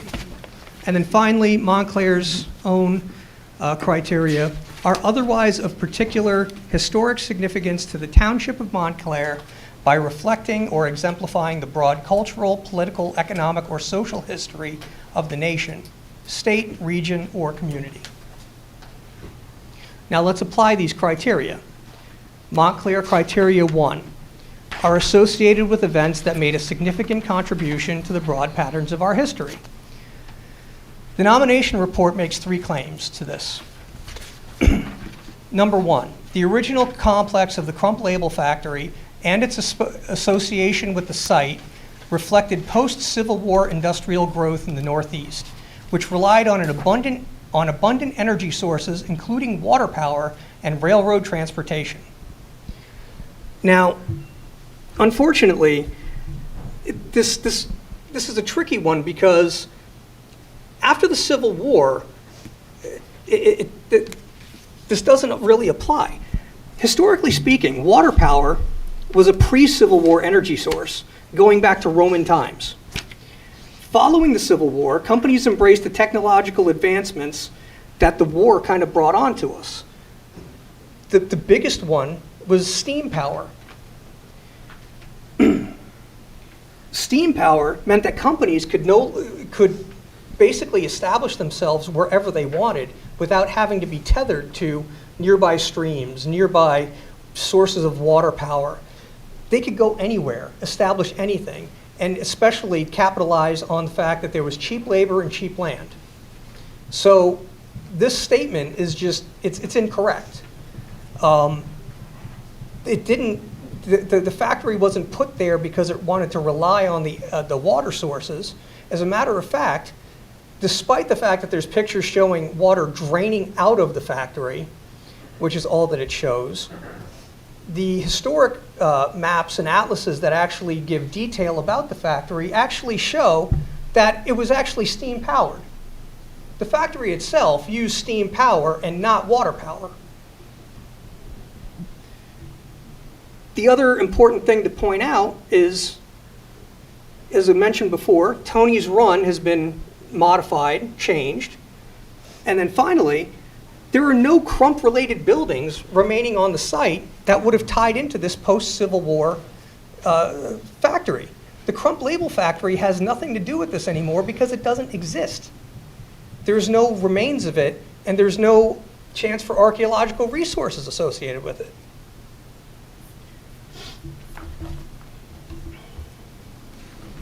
Okay, so the next claim. The remaining buildings of the United States Paper Company embody the distinct characteristics of two 19th century brick buildings, one used as a commercial building, the other as an industrial factory. There's a couple problems with this. The earliest surviving building, well, first off, let's take a look at one thing. 19th century. That's a pretty broad period, from 1800 till 1899. That's a long time to cover. During that period, you had many subdivisions. You had Victorian architecture, you had Gothic, you had you had the Gilded Age, which took place. You had a whole slew of different events and things coming together that you really can't say that it's just 19th century brick building, because that's not a style, it's not a classification. That's just grouping something together for convenience. The issue with this also is that the earliest surviving building was built during what is known as the Gilded Age. Okay? During the Gilded Age, which follows Reconstruction, after the Civil War, we had, we were really getting into Beaux-Arts architecture. Beaux-Arts came out in like 1893, around there. So your earliest building would have actually represented, if it was really put together in like a high style or something that was meant to be, really revered, would have reflected a better style than what's actually there, which is a very common kind of utilitarian building. The other building wasn't even built in the 19th century. It was built in 1907, which is, unless I got my math wrong, the 20th century. And it's also a utilitarian building that, once again, reflects more of an economy of design, lack of adornment, and a maximization of useful storage space. The third claim, this one here, the railroad service and connections were the key to the economic growth of the Crump Label Factory and firms that subsequently located in the study area. Their reliance on the railroad during this era of significance reflects how transportation developed in the Northeast and in national trends in the 19th century. So basically, to boil it down, that claim is that the railroad led to economic growth. Therefore, factories that settled there demonstrated how transportation developed all over the Northeast throughout the 19th century. The only thing is that doesn't say anything. That's not anything significant historically. The development of the rail was a significant contribution to American history. However, the properties are not associated with the development of railroad. The beginning of the railroad started in the 1830s. And really, by the 1870s, when the first line really hit in Montclair Township, we were nearing the end of the period of significance for railroad development.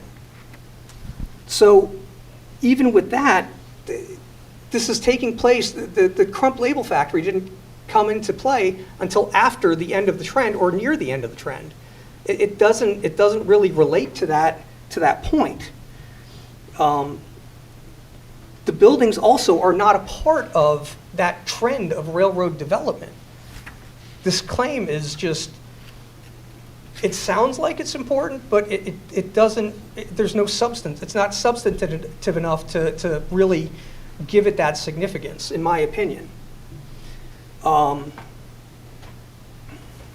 Basically, it's to apply the same logic, any building that's located near a railroad would essentially be eligible to be in a historic district because it reflects that, you know, buildings were built near railroads.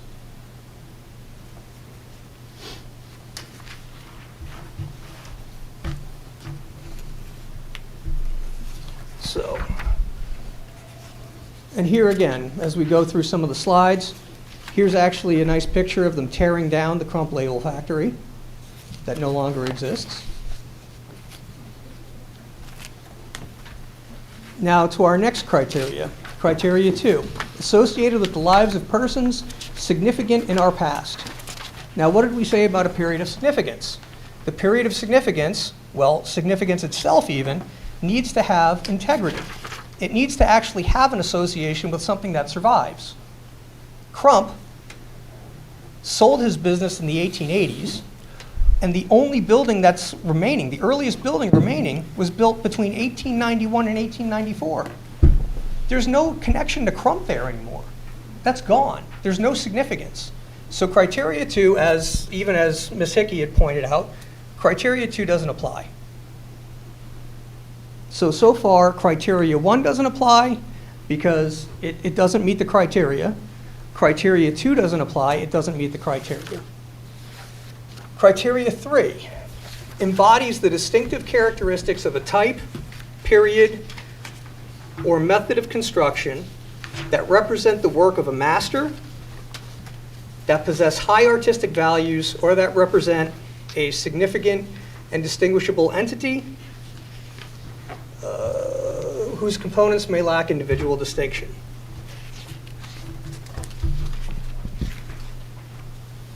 So the Department of the Interior speaks to this a little bit as well. And it applies to properties that are significant for their physical design or construction, including architecture, landscape architecture, engineering, and artwork. To be eligible, a property must meet at least one of the following requirements and have integrity. The factory buildings. So if you look at these photographs, right? Here's the factory. Here's Crump's factory in 1877, as it was depicted. Here's the factory in 1894, as it was depicted. Here's the factory in 1926, as it was depicted. All that remains is one little building here, one little building here, and these two buildings weren't in here and here. That's actually a different building from this one that's actually here. This is a frame building that's depicted in 1894, being on the corner of Erie and Label. This is a brick building. It was more than likely replaced at some point, but the original building that was depicted as part of the United States Printing Company factory isn't there anymore. That's the only building that's the building that remains. All of these factory buildings, everything else that you see around it, is gone.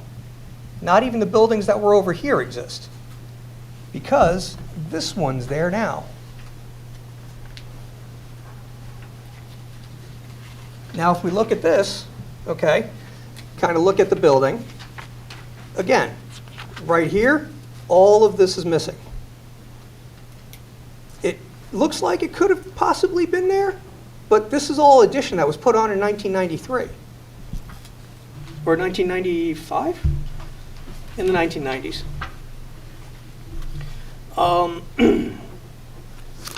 Except for the inspection station, none of the buildings associated with the are associated with a master builder.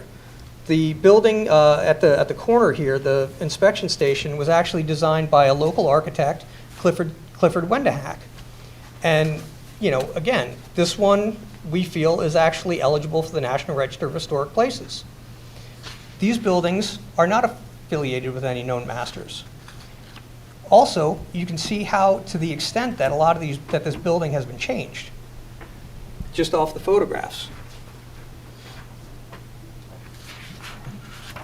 The other thing to point out is that most of the artistic elements that exist on this building like this nice little belt course that's there that decorates it.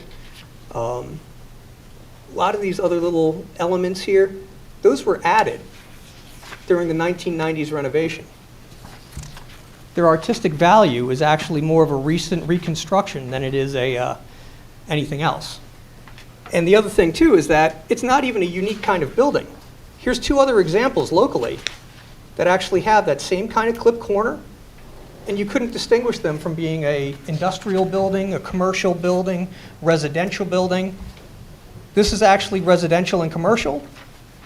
Same here.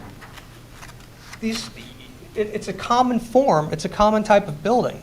There's nothing significant or really important about that specific design of the building. Now, the other thing to consider is that the buildings need to have integrity. So what is integrity? The Township's code says it's the authenticity of the historic identity of a building, structure, site, object, or district evidenced by the survival of the physical characteristics that existed during its historic or prehistoric period. The Department of the Interior, though, has a little bit better of a definition. There are 7 aspects to historic integrity: location, design, setting, materials, workmanship, feeling, and association. The Department of the Interior states that to retain integrity, a property will always possess several, and usually most, of these aspects. Important, the property must also possess historic integrity for all periods of significance.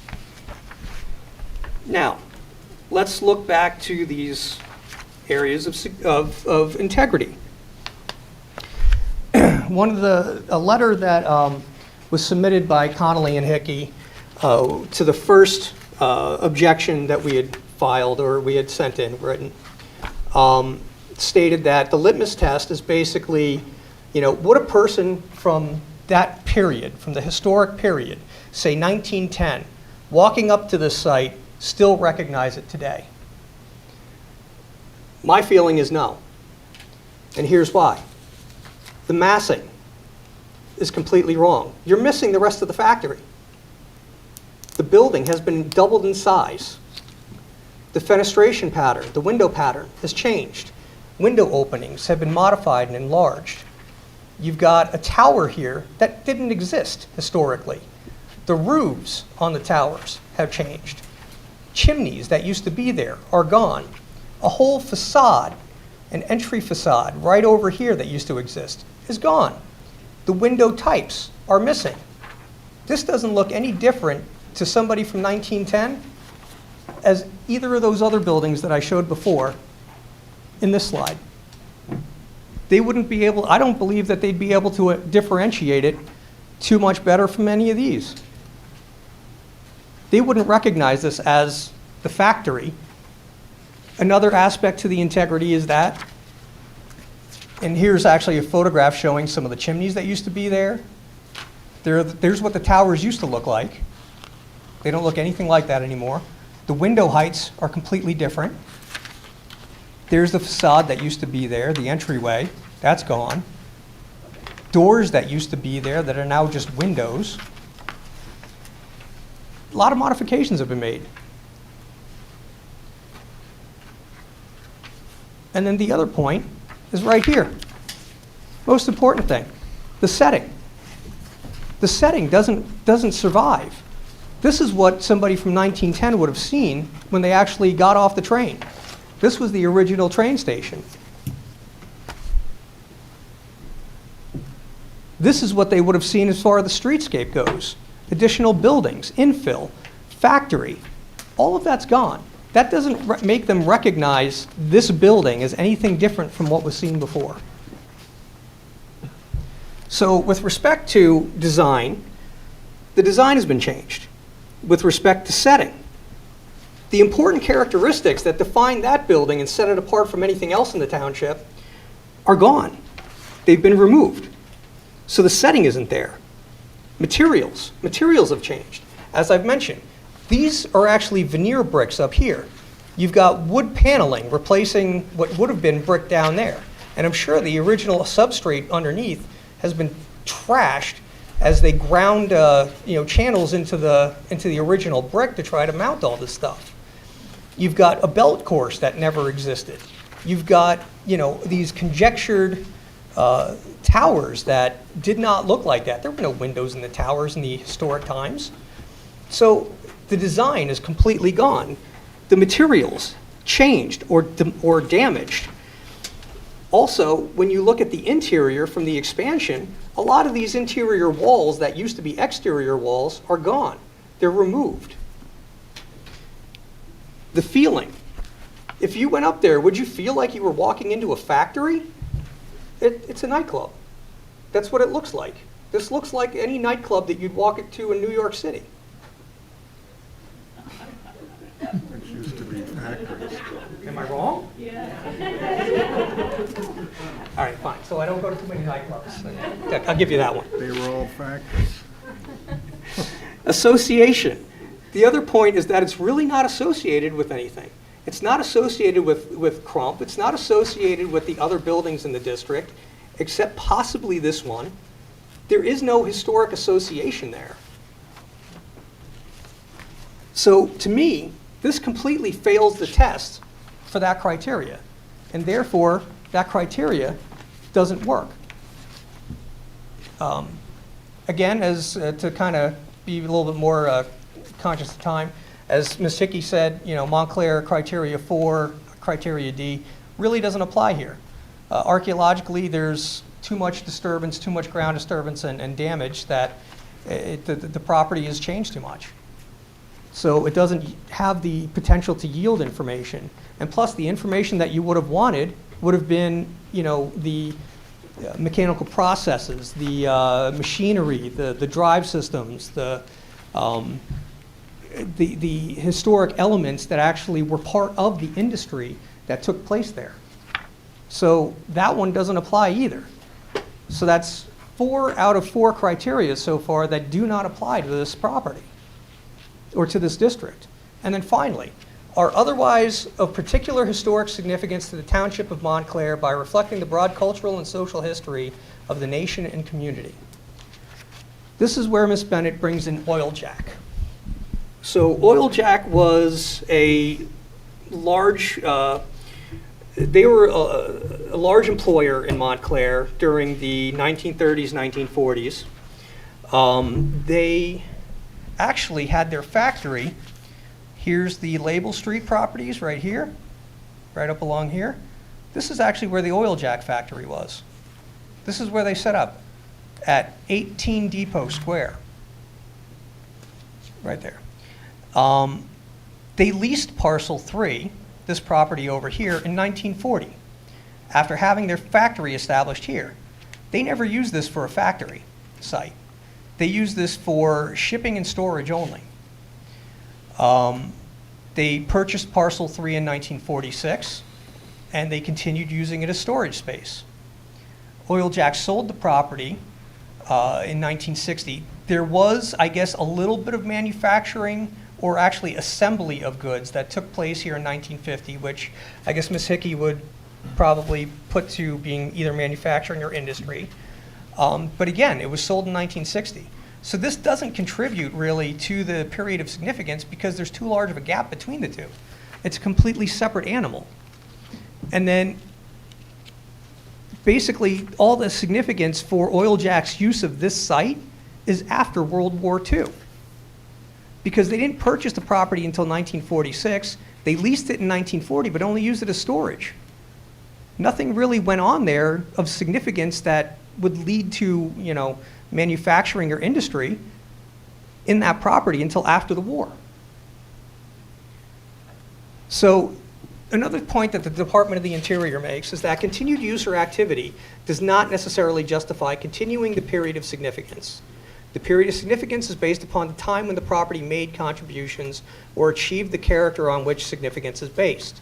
According to the report, that would have been the period of significance that we identified, 1891 to 1927, when manufacturing largely stopped there. So Oil Jack has nothing to do with the historic significance of the property. Therefore, again, once again, this fails the test for this criteria. So let's conclude. As we go through, does it meet the definition of a district? I don't believe so. I think that we've shown that it does not meet the definition of a district. Does the period of, what is the period of significance? It's not 1876 to 1961. Realistically, it's 1891 to 1927. None of the significance criteria apply to this property. It's not recommended eligible, and we don't recommend it eligible as a landmark or a historic district. Finally, Parcel 1 is recommended individually eligible under criteria 1 and 3. We completely agree with Ms. Hickey on that one. And the remaining parcels are just unremarkable examples of common forms with no common aesthetic or theme or historical association, and they fail to meet the significance criteria of either the township or the Department of the Interior. And that is the end. You can stop listening to me. That's all my questions, and that concludes the presentation. However, Mr. Chairman, if the members of the commission have questions, and I imagine the public. I'm going to go ahead and open it up to board for questions of the witness. We'll start, Commissioner Rooney. We'll go through. Okay. Do you believe that the location of the bringing in the factory of Crump's factory had anything to do with Tony's Brook? Do I believe that the location of the factory had anything to do with Tony's Brook? As a source of energy as proposed in the nomination report, no. Why not?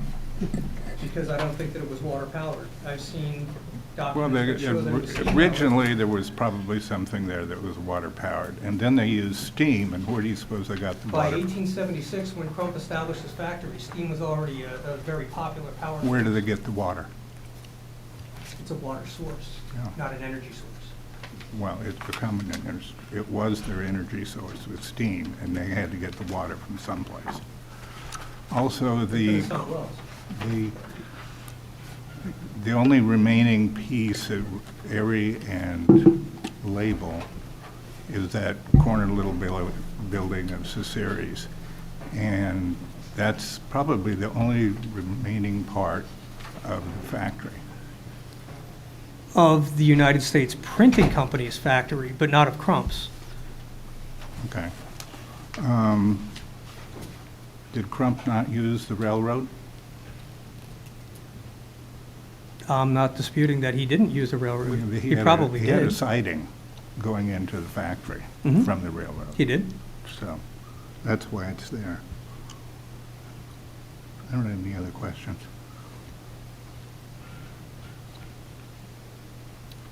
Commissioner Gagliano?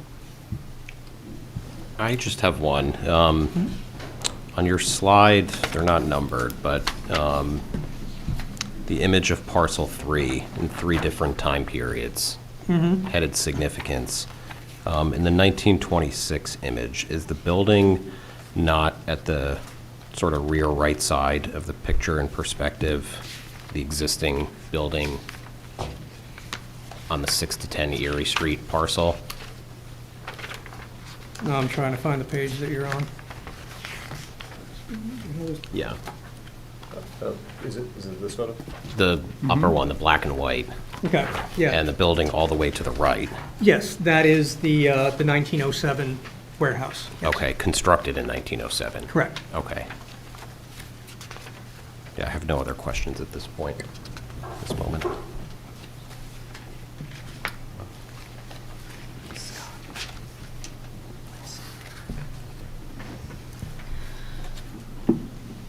Mr. Grant? I heard you say that you said it was possibly the 2 U.S. paper company buildings were related. In what sense could they not be related? I don't understand how your phrasing there. You said they could possibly be related. Oh, then. Isn't it clear that they are? Well, no, the possibly is in relation to the entire district. Could you elaborate? I don't understand that point. In Okay. relation to the entire district, how are they not related? They're not related to the rest of the district because... Oh, you're saying the buildings collectively Correct. are not, but they are clearly related. They're related to each other. To each other, okay. Right. All right, I want to make sure. Right. It would be like the that was difference clear. between a town and a family. You know, the family's Right. related to each other, but they're not exactly related to the town. Okay, I see what, thank you for clarifying that. So Crump establishes this site as a manufacturing hub, correct? No, he puts a label printing factory there, yeah. Do we not consider that manufacturing? I mean, Well, I wouldn't call it a hub. okay, but he's one of the largest producers of these labels in the country, in the world. Along Is with that his not a hub? operation in New York, yes. So he establishes a New Jersey hub here, correct? A New Montclair Jersey hub. factory, yeah. Okay. Then he sells it to U.S. Paper Company, Mhm. who continues that use, correct? They didn't print labels so much. They were actually more cards and He did cards photographs. as well, though. Crump did cards also, right? So similar use. And their claim to fame, they started to get into something that New Jersey Coded took over later, but with Right. the lamination of paper. And those two buildings, and they were also a huge producer of these cards. They're a huge employer in the town, a huge employer regionally. Those are the last two remaining buildings, right, of this manufacturing hub that was defined by these labels, these cards, by this manufacturing process, correct? Those are the last two Buildings of the buildings factories. associated with that site, yes. With that site. Yeah. And they're also used for some pretty important local history. The Department of Welfare was a very important resource for the community during the Great Depression. Right. I understand that you said that there was, the site really had nothing to do with the historical significance of Oil Jack. But even if it was for the packaging and for the storage, that's vital to their operations, one of the biggest employers in the city at the time, correct? I guess, yeah. Okay. So even though there might be gaps in uses, these are some very relevant, very important aspects of the local history of Montclair during that period, correct? If that's important to the town, yeah, then yes. And I think that might be my questions for now. But we all agree the Department of Motor Vehicle Inspection site could be nationally designated today. Ms. Hickey had indicated that perhaps the building was designed to match the area architecturally. Is that correct? Would you agree with that assessment? I'm sorry, just when you say building, just which building? The Department of Motor Vehicle, its original use, that parcel. To match which? I don't want to, Crump I'm factory that we don't probably have pictures of? butchering Ms. Hickey's words, and I apologize for this, but the architecture of that building was designed to blend into the surrounding area, is that correct? That is my understanding. Your looking at understanding, that would you and- agree with and that, others. would you agree with that assessment? I don't have enough historic photographs of other buildings in the area from when that building was designed to make that assessment. But even if they don't match identically with, say, the U.S. Paper Company buildings, these are industrial buildings for industrial uses.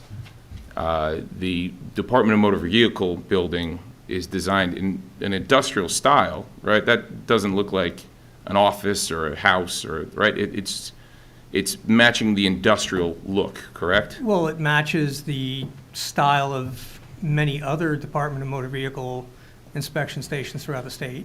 But if this one is, So it could be argued that But if it's we all either agree- unique to that type of structure. But if we all agree that that could be nationally designated,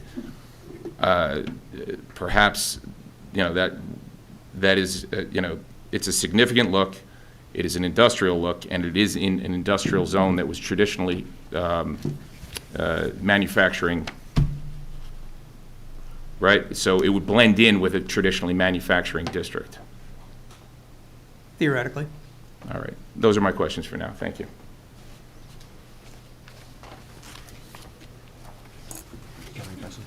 Yeah, I have a few questions. Maybe to follow up the same kind of questioning that Ms. Bennett got. Who hired you? That would be, I was first contacted by Mr. Troutner, and then I worked for 34 Label Street Associates. Have you worked for them before? This project. Just this project? Yes. Okay. When you were hired, did you understand that your clients were not happy with the possible designation of this as a historic district? Yes, that's the exact reason I was hired. Right. Were you hired to provide unbiased report or to create a report to discredit the nomination report? I was hired to give an unbiased review, in my estimation, of Ms. Bennett's report.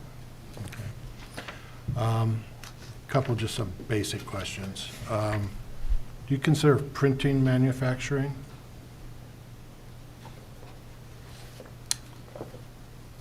That's actually a good question, because there's a definition. The Labor I know, Statistics Board defines printing as manufacturing. Okay. I was just wondering. Okay. For a historic district, to not have a building that was the Crump building, no longer there. So your testimony is that district, that lends no value to the district being historic in any way.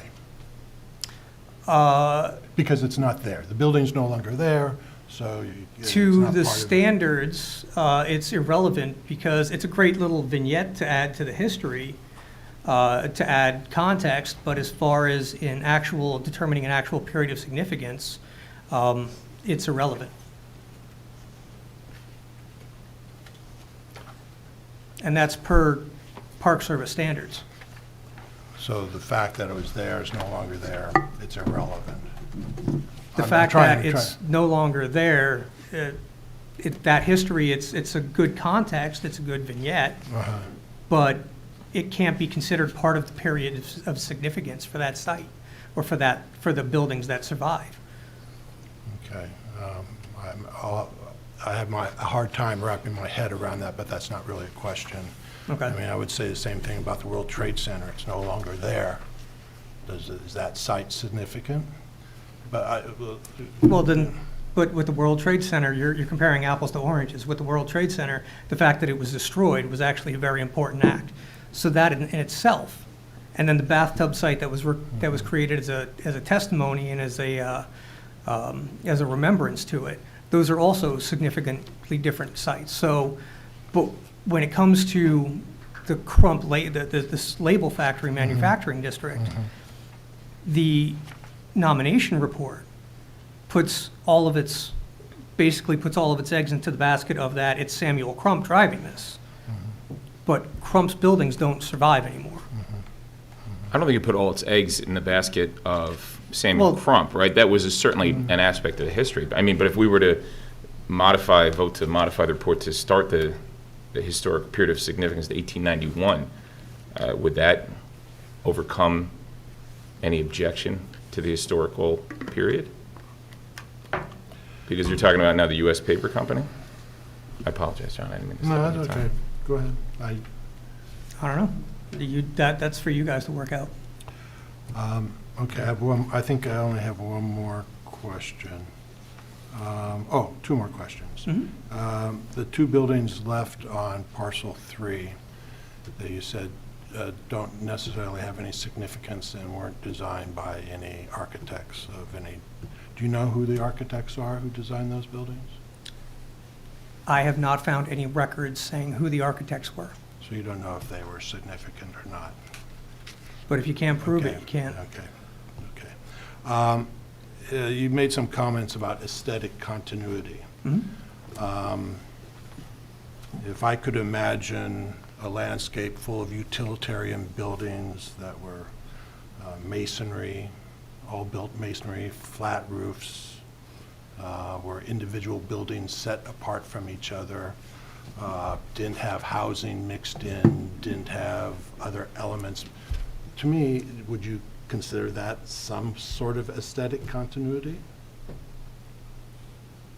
I'd say that it was a similarity, not necessarily a continuity. Continuity. Okay. Does a historic district, do the different pieces of those historic districts have to be all of similar features, similar There have to be gables? shared, there should be shared features amongst the buildings, yes. But they don't all have to be the same? No. No, okay. That's it. That was all my questions. When were the Crump buildings demolished? The Crump buildings were demolished in the 1920s to 30s. Actually, I think they were demolished, excuse me. They were demolished in 1936, right prior to the building of the motor vehicle station. As a matter of fact, they were torn down specifically for that purpose. And the existing structures, the 1891 office space, 1907 warehouse and shipping building, they were obviously constructed at the same, they were in operation at the same time as those Crump buildings were in operation, correct? There was that period of overlap? Yes, there was a period of overlap, yeah. And during that period of overlap, it was owned by U.S. Paper Company? Yep. Okay. It was sold to them by the Crumps? Yes, Crump sold it to them,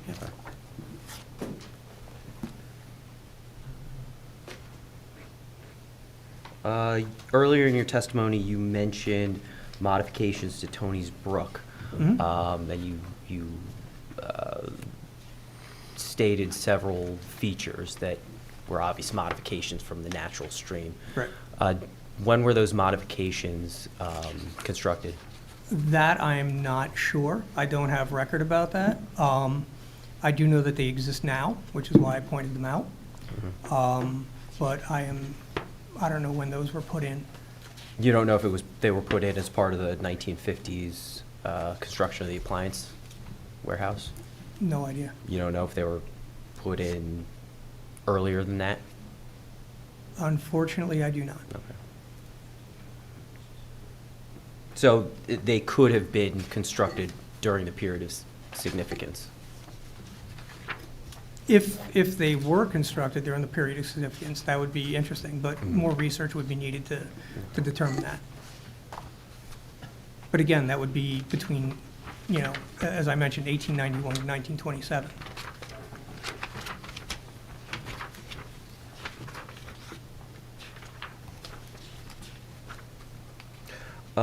With respect to the office building, you mentioned the modifications to the facade. There was the demolition of the rear portion, it was the factory. Right. And then an addition Put on in the partially in 90s. its place. Yep. Okay. With respect to the original portion that's still there, that's still in the same footprint, correct? Yes. Has the framing been altered in any way? Yes, you're missing an entire back wall. Actually, several former exterior walls are now missing because they put the additions on the exterior and expanded the building. So the interior walls were removed to allow for additional space on the inside. And those are framing on the front portion, fronting the street?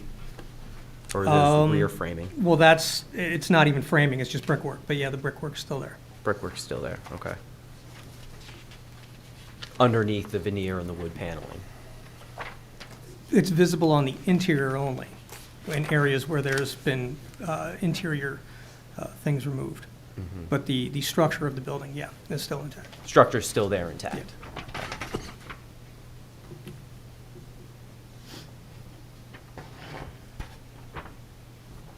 That's all I had. Good evening. I have a lot of questions. Some of them go to definitions. The criteria for designation requires integrity as well as meeting a criteria.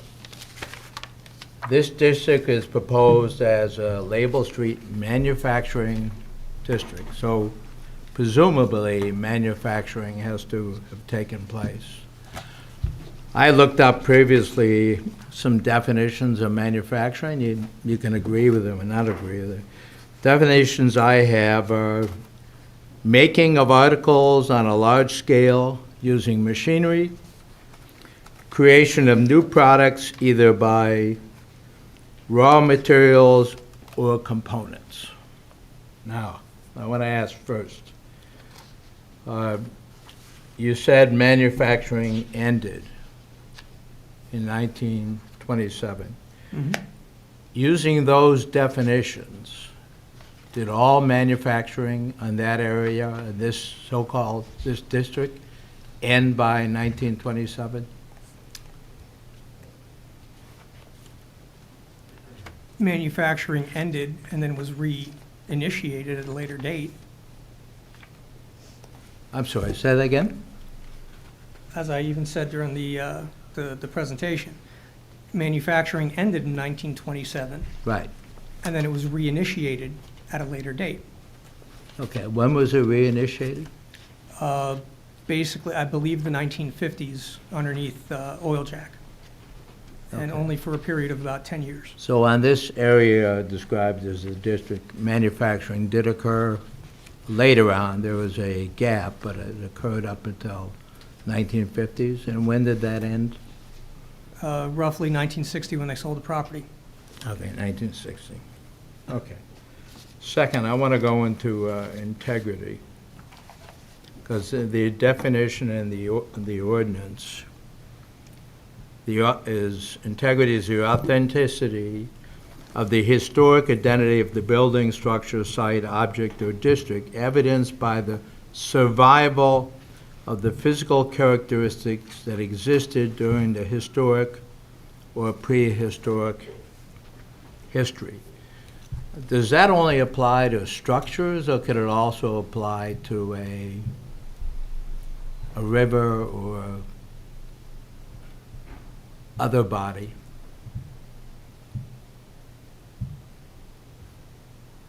Well, these weren't proposed as sites, these were proposed as structures. And well, let me put it the other way around. It doesn't apply to land. Or does it apply to land?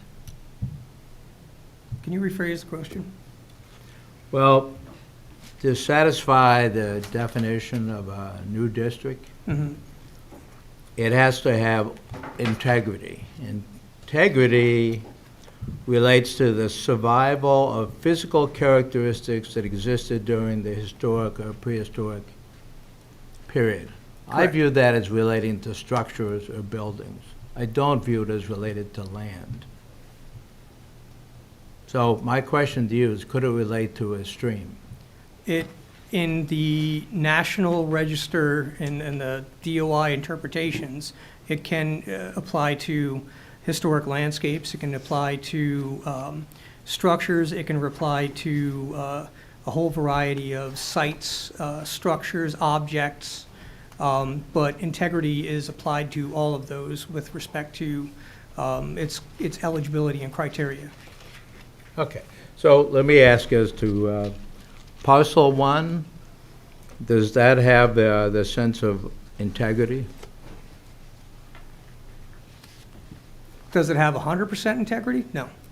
Well, what percentage? It has been renovated, it has been, like I mentioned before, it has been remodeled into a restaurant. Yeah, that's the interior use. The exterior is substantially the same though, right?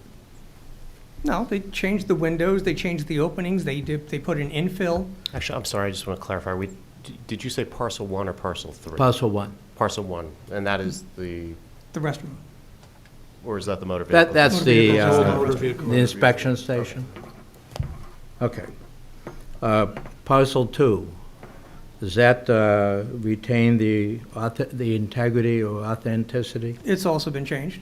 That's been, and how has it changed? Window openings have been bricked in, filled in, reopened, new window openings in other areas. Doors have been closed over and opened up in other areas. Types of doors have been changed. Additions have been put on. There's a number of physical changes. I believe I detailed that actually in my first report. Okay. And for the parcel 3, you've already gone through all the changes on that.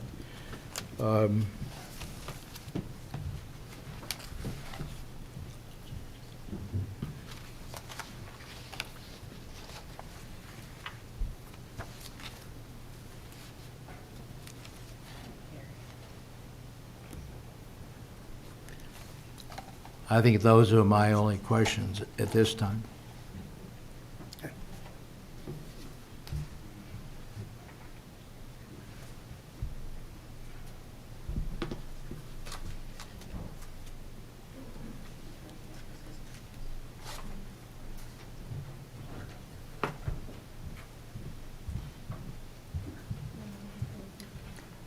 Chairman, I'd like to ask some questions.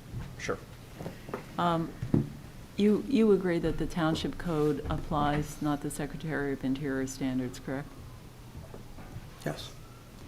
And the township's code for what is a district is one or more historic sites and intervening or surrounding property, correct?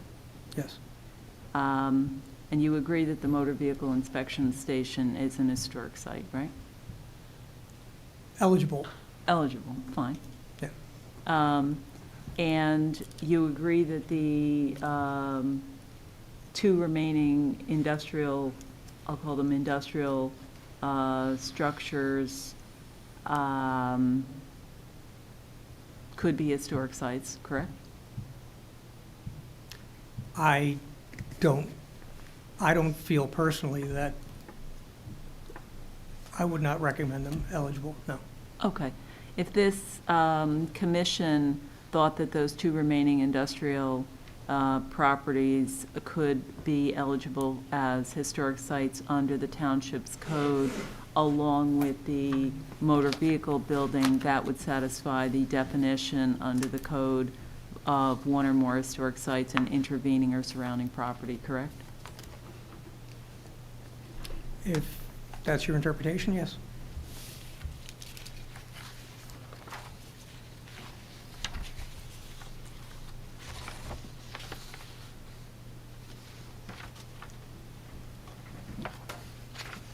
Do you know whether whether Tony's Brook was used by the label operation as a discharge point? There is a graphic, which actually I had in the presentation from 1877, which shows that they were discharging fluids of some sort into the brook, yes. There's an article as well, correct? There's Yeah, an there are article articles also. actually about them contaminating the water, yeah. But they were found that they weren't contaminating. Right, it was actually the paper factory up the stream, yeah. But nevertheless, it was commonplace in a manufacturing district. I'm not using the word district in that sense, but an area to discharge to the nearest stream. And in fact, that would be one reason for locating your property next to the stream, right? It could be, but it's not exclusive. We have to discharge it somewhere, so it's either onto land or Into a the dry stream, well. right? Or into a dry well, yeah. So for that reason, Tony's Brook running through this potential district could be considered by the commission as a unifying factor, right? I wouldn't agree with that professionally or personally, but that's, again, your call.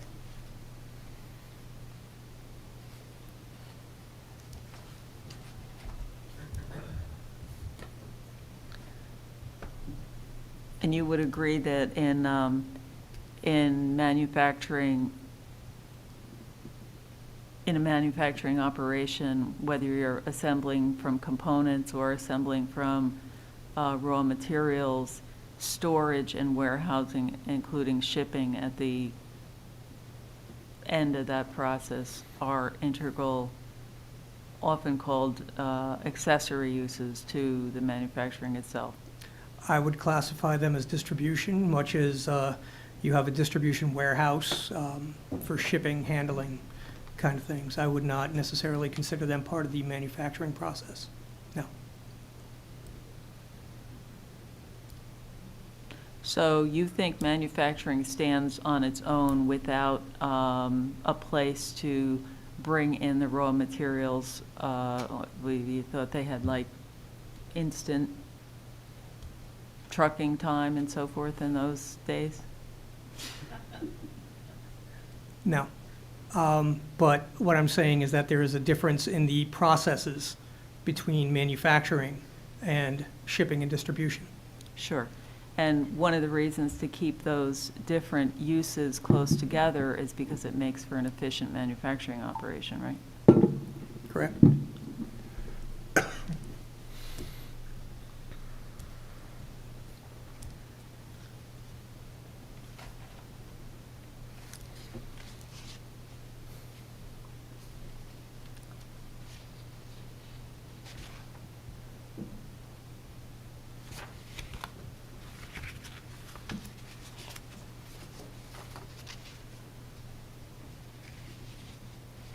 And you pointed out that there was no period of significance definition in the Township Code which guides this commission, correct? I did not see one when I looked through the code. And therefore, under criteria A, which is relied upon in both the report and Ms. Hickey's testimony, that is associated with events that have made a significant contribution to the broad patterns of history, those patterns can be patterns that have evolved over a period of time. They don't have to be within a tight period, for instance, when manufacturing ended here. Typically, in an instance of this, the discontinued use would not be considered part of the period of significance. There would be a different or a new period of significance at a different location of time. Well, as you pointed out, a period of significance for the motor vehicle inspection station is associated with a different pattern, but the pattern is part of the evolution, the transition of not only this area of Montclair, but of Montclair itself, correct? Well, that's a different interpretation than what's been put forth as the claims in the report. Is the motor vehicle inspection station part of the transition from manufacturing to an auto-oriented suburb?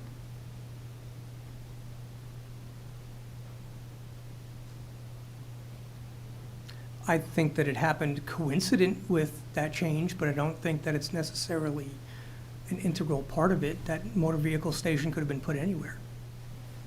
It's not reflective of necessarily this neighborhood. It's just that's where it got put. So do you disagree with Ms. Hickey's testimony that the state likely consciously located inspection stations and in fact designed inspection stations? Having heard that testimony just today and not having had a chance to research or prepare, I would need to do more research to actually be able to rebuff it. Okay, so you don't disagree with it then? You just don't know? Objection, I don't think that was his testimony, but I'll let him answer. Okay, well, since you interrupted me, let me finish my question this time, okay? Do you disagree with Ms. Hickey's testimony that the state likely, consciously located motor vehicle inspection stations in areas where there was already manufacturing or light manufacturing districts, and in fact, designed them to make them look like industrial buildings?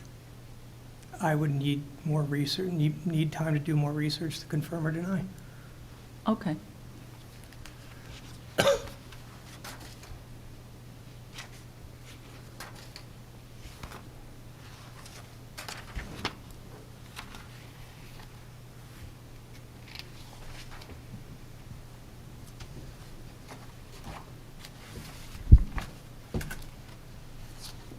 And with respect to the authenticity as defined by the township's code, you would agree that many historic structures that constitute historic sites have changed, doors and windows, features like that, correct? Yes. That doesn't necessarily equate with a loss of integrity under the definition of the township code, correct?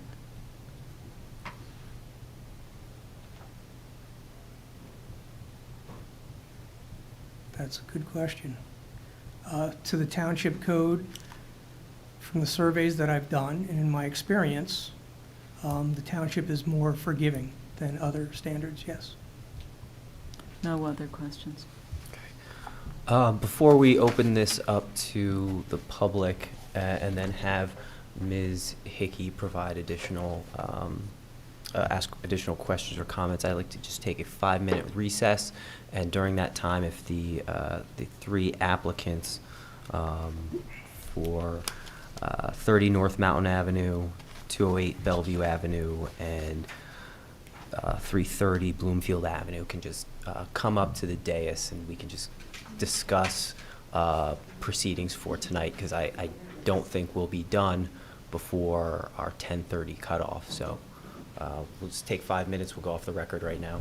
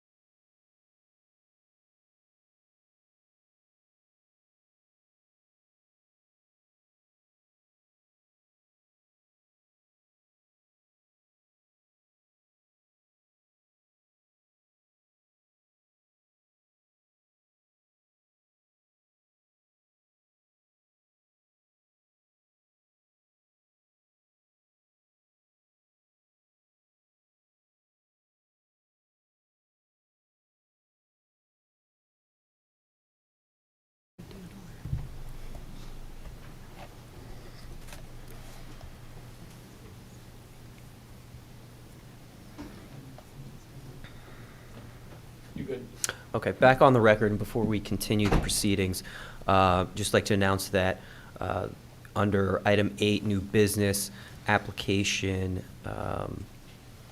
2023-43 for 3030 346 Bloomfield Avenue, Jackson Bangs. That application is going to get carried to the January 18th meeting. So if you're here for that application, it'll be heard on the 18th. The commission does have a hard stop for new applications and testimony at 10:30, which can be extended subject to a vote of the commission.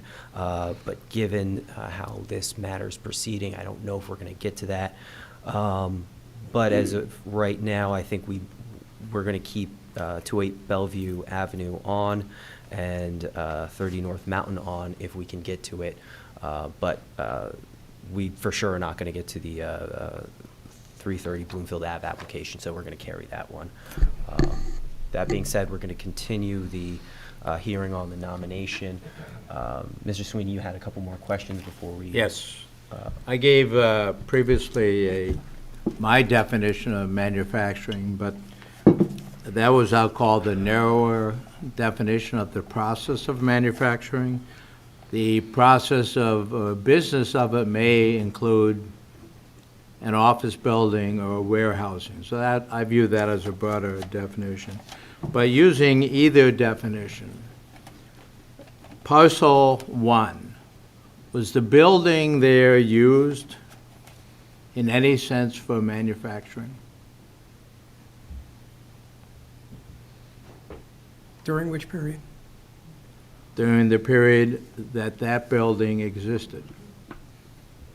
Well, if you want to call a restaurant manufacturing, cooking food, producing goods, then technically, I guess you could, but building 1, it was a motor vehicle inspection station. I don't think most of us call restaurant manufacturing. I wouldn't It kind either, of degrades it, but, okay. So let me ask a second then. Using the township's code of a district, was the quality or character of that building a manufacturing facility? It was an inspection station, so I do not believe it was. Okay. Parcel 2, the building on that, was that used for actual manufacturing of product? For creating products? Yes. Not to anything that I've seen in the historic record, and it was used for as a warehouse and for sales. Okay. Was it used for warehousing of products manufactured in or around the site? I don't believe there were any appliances manufactured on the site or near the site, but I would need to know more history about that area of about the greater area of Montclair to know if there were any manufacturers of appliances. So you're saying right now we don't know whether that building on parcel 2 was used to store manufactured goods that were manufactured on or on the area now designated as a Label Street manufacturing district. Correct. I have not seen any evidence that it stored anything that was manufactured there. That is, I have not seen information towards that.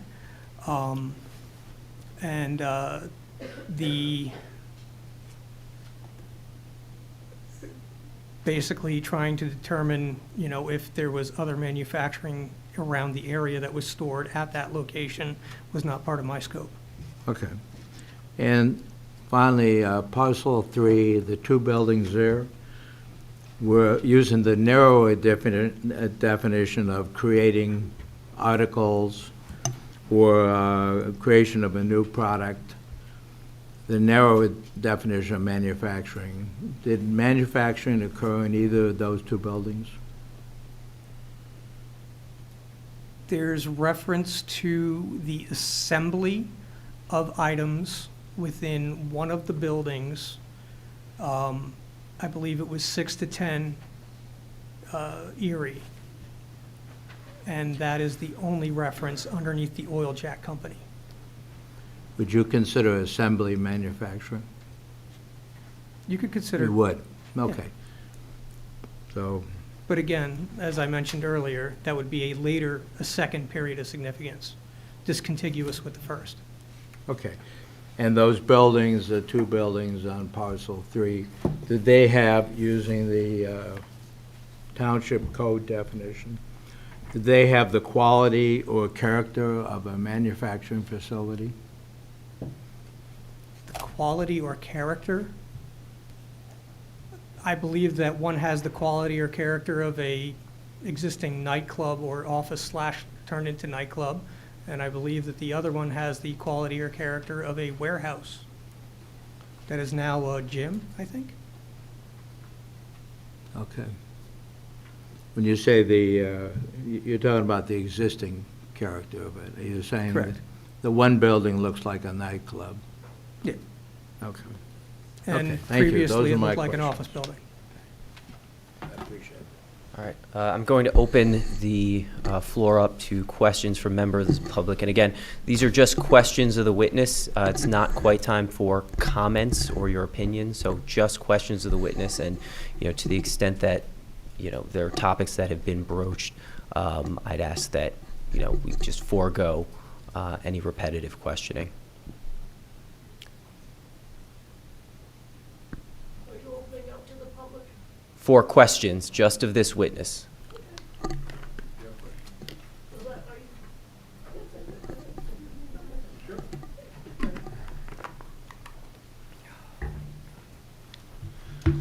My name is Frank Rabacki again. I think I guess, the question of manufacturing is a theme that everybody is kind of gravitating towards. Not sure why, but did you, in all the research that you do, investigate at the library or the Historical Society or in Newark or here, what the town said about manufacturing? What's in their code? I believe that we have a reference to it in my first report. That's not part of the discussion tonight. We started new. We're talking about the second report. Then it may not be included in my second report. Okay. And your report didn't include a figure that indicated any kind of zoning map. Why did you leave out zoning maps? Or a description of what the zoning was during the period of significance? Because my scope was to address the claims that were put forward in the nomination report, not necessarily to identify all areas of industrial or light industrial zoning within Montclair Township. But you did put a zoning map in your report, though. That's what I don't understand. You just Did I? said, yes, so I don't understand. I think it's figure 1, whatever. No. It's the one Figure with- 1's a tax map. Okay. That's the one. That's not a tax map. That's a tax map. That's not a tax map? That is a tax map. Where did you get the tax map? The tax map is based off of the town's tax parcels and tax parcel data that was established through GIS. Okay, so that is a interpretation or a facsimile of the township's tax map? That is based on the township's tax data, yes. Yes, it's a facsimile of the tax map. Okay. No, the reason why I noticed that it wasn't a tax map was because it had features, it was a duplicate of the zoning map of the area. And you can tell the difference. There are certain tells that people know the zoning map in this town would note about that and the tax map. And the other tell was you excluded one of the lots in your tax map. So how do you exclude a lot in a tax map? Where did I exclude lot? Lot 40.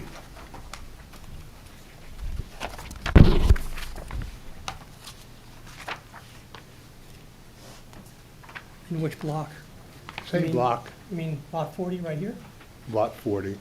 Block 3307, lot 40? Yeah, lot 40. Yeah, it's right there. Okay. It's in So, there. where are the boundaries? It is within Erie Street. It's within Erie Street. So the tax map is, the block is, the lot is within Erie Street.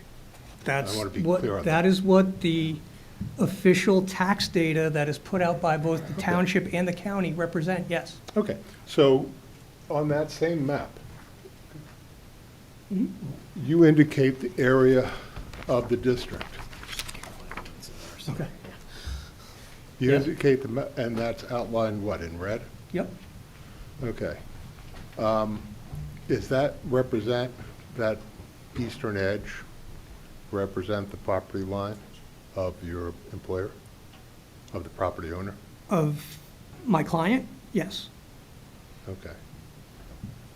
And, As per the GIS tax data layer, yes. okay, so you're relying on the town's tax map, and your owner's relying on that, correct? And what? And your owner is relying on that? I mean, your Well, employer, the owner of the property is relying on that. I mean, he has his own surveys to understand what his actual boundaries are. This Yeah, is it's just not- a visual representation. I think the town is now aware he has his own surveys because he just submitted one to the planning department, an alternative survey for another application at the same site this week. So I asked the question, why wasn't that survey included in your report? You mean the survey that was just submitted this week in a report that was submitted months ago? Yes, because it's dated 2019, it was an alternative survey. I didn't have that data. I have the tax data that was provided by that's available from the county and from the township. So you didn't have the data, but David Plasek had the data because he submitted that survey. I don't want to interject or cut off Mr. Rabaki's opportunity to ask questions, but I'm not quite sure where we're going with this. Is there some suggestion that there's a problem with the information in the tax map? I'm not sure where this is going either. Is that a question? Well, it's more of an instruction. Where are we going? on It's a the what? question. It's more of an instruction. I mean, Okay. can we get to the point of the question? My point is that what he submitted was not a zoning tax map. It was a zoning map. It was a facsimile. Okay. And that I'll continue the reason why it's important is because it goes to the question, does the objector have standing in this case? That's not an issue that's before this board at this point, and I think it's fairly clear that they do have standing as the property owner. Any I'm member sorry, of the public. why are you saying that? Any member of the public can provide their comments. So if No, we no, could just I'm move on asking the- questions here. You interrupted my line if of we can- questions, if and we now can I'm move on. responding to you. So, sir, I really would appreciate it if you just hear me out for a second. You asked me what my line of thinking was. The attorney asked me what my line of thinking was. And I heard it, and You I heard asked me it. what my line of And I thinking was. heard your response, and I'm asking you to my move on. line of thinking was Sir, that please he move did on. not represent the properties involved. He said the red line extends according to the tax map. He submits a survey that shows the property line ends at the buildings. Matter of fact, about 12, oh, I'm sorry, what's 30% of 12 inches?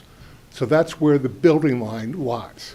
So if you, sir, I'm going to instruct you, if you would Sir, listen and open your listen, mind, I've you given might you enough learn something from this hearing. I've given you which is enough the purpose leeway. here. I'm going to ask you to move on Okay, I or will take a move on. seat. Thank you. I will move on.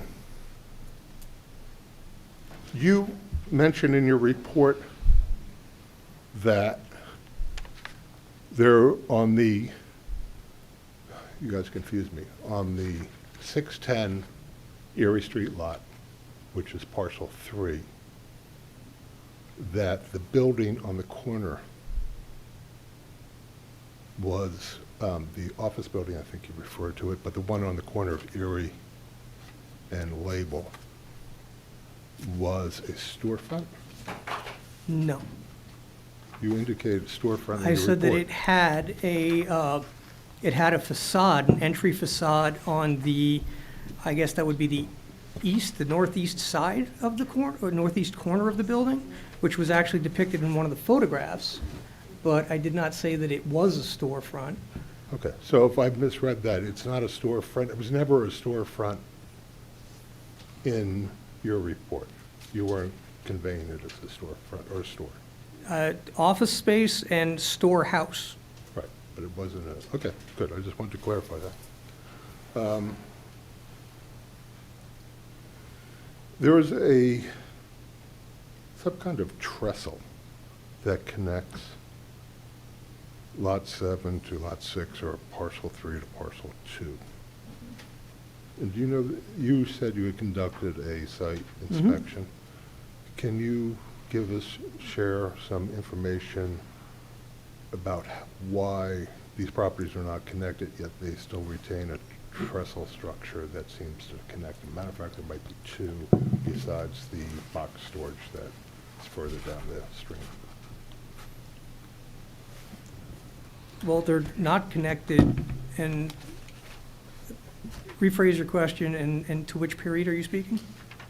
I'm speaking to right now. Well, they're not connected now because they're two separate owners, I believe. No, I'm talking about the trestle. Okay, let me rephrase the question.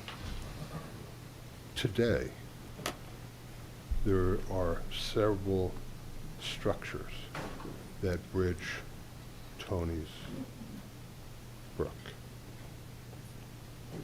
from Parcel 2 to Parcel 3. I'm not sure what they are, but they seem to be trestle-type structures. At least one of them seems to be a trestle-type structure that is not current. It seems like it could have been something back in the day of the period of significance that the HPC's report indicates. So I'm just trying to understand, if we're talking about structures, what role does this structure, this old historic structure, not historically protected, but a historic structure, plays in the connection between the two parcels, and why would you imagine it's still there if it's obsolete and unused?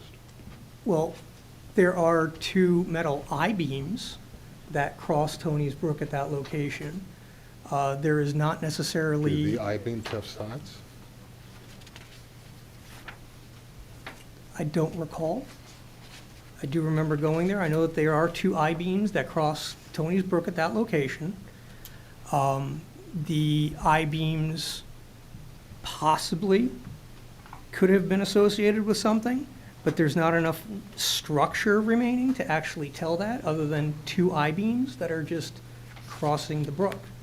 So my job was not to conjecture what may or may not have been there necessarily, but to look at the claims in the report and understand. Okay, so you don't know.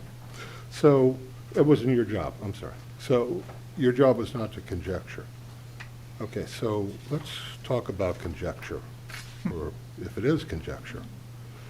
In your report, you mentioned that Wieczorek had a lease with the township, and that your footnote says, you've attached, you can find the lease in figure 16. Mm-hmm. You also say that there was a agreement, I forget your exact wording, you might have just copied the source document, that it was understood there would only be assembly and warehousing or storage. Yes, as a matter of fact, it was an article that was published in the Montclair Times, July 9th, 1945. The title of it was Label Street Lease. Right, and what was the last what was essentially about besides the fact that the lease was created, and what did they spend the last paragraph on? With the view of carrying out the recommendation of the 1940 Budget Research Group, that a survey be made of the Bureau of Public Health Nursing, Mayor Spears announced that No, I he... mean at the part that was related to the lease. The cancellation clause was inserted. Shepard pointed out, inasmuch as the oil jack firm has a contract with the British government for the manufacture of parts for bombs for use in the current war. Should the war end, the contract is subject to cancellation. Shepard said, it is understood the Label Street property is to be used for storage and assembly purposes. It is understood. Who do you attribute that in that media report that, who was it? Or what was it? I'm sorry, it's to me, contract language is usually very specific. It says certain things are allowed and certain things are not allowed. Yeah, I don't understand the phraseology by the reporter that said it was understood.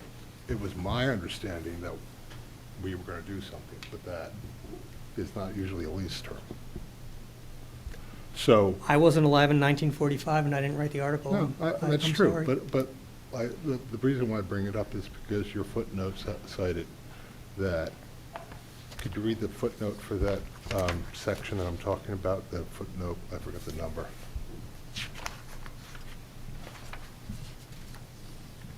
Well, I used parenthetical citations, so I'm not sure. There's no footnote to, what did the parenthetical citation say? I believe it was just a reference to the actual page, or to the actual report, article, excuse me. Could you read the parenthetical part? See figure 16, and then, See figure 16. and then Montclair Times, September 20th, 1940 was another one at the end of that sentence. See figure 16 was the only reference. And then there's figure 16. And that's the, I'm sorry, that's from the 723 report? I thought that we were, yes, July 31st, 2023. Then I made a mistake because I saw a different reference in what I was reading. So maybe the online version is a little bit different, maybe.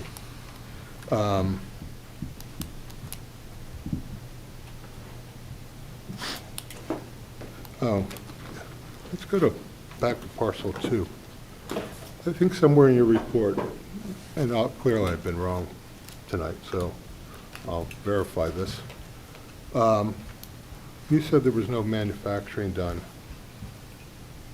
in the cement block buildings, that there was some tire warehousing and mounting or something along those lines. And that was, at the time, was owned by the Quadrells, I think you mentioned. Yes.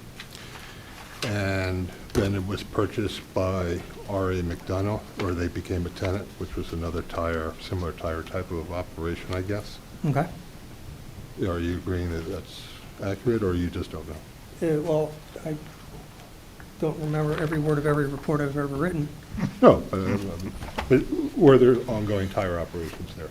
The reason why I bring it up, I'll cut to the chase, is that did you check any of the Montclair time citations or the public record for variance requests by the Quadrells to have light manufacturing operations, specifically tire vulcanizing and retreading or whatever they call it? Yes. Okay, so you knew they made a variance application for light manufacturing variance? For resurfacing tires, yes. Just applying, yeah. Okay, and then did you come across, obviously you didn't come across that R.A. McDonough also made a similar variance? That R.A. McDonough made a similar variance request a year later for the same parcel? I don't recall, I may have. Okay, so you don't remember. Okay. So with these variances requests, would you say that indicates there were manufacturing, light or otherwise, going on in these buildings? In light of the conversations that we've had expanding the definition of manufacturing to include light assembly and such as we've had this evening, then yes. Would the definition, would it meet the definition, the town's definition of manufacturing based on what you've learned this evening? You would have to ask the town. But if it's a light manufacturing variance, could you assume? I'm not a zoning expert. Okay. I don't purport to be. But you put a zoning map in okay. Well, if you have issues with the GIS data, you No, have to take that up I with the have town. issues. I'm also going to object. There's no indication there's a prior zoning map submitted. Just for the record, so you understand where the difference is, if you look at the tax map and how they treat Erie Street, and the naming You of can it. provide those comments when it's time for comments. Just, let's go with the questions of the witness. He just raised an objection in the middle of my. That's fine. I Okay. didn't So I make was any just- ruling. I was trying He to can say, respond. he can object as much as he wants. It doesn't mean anything unless I Okay. rule on it. I appreciate that.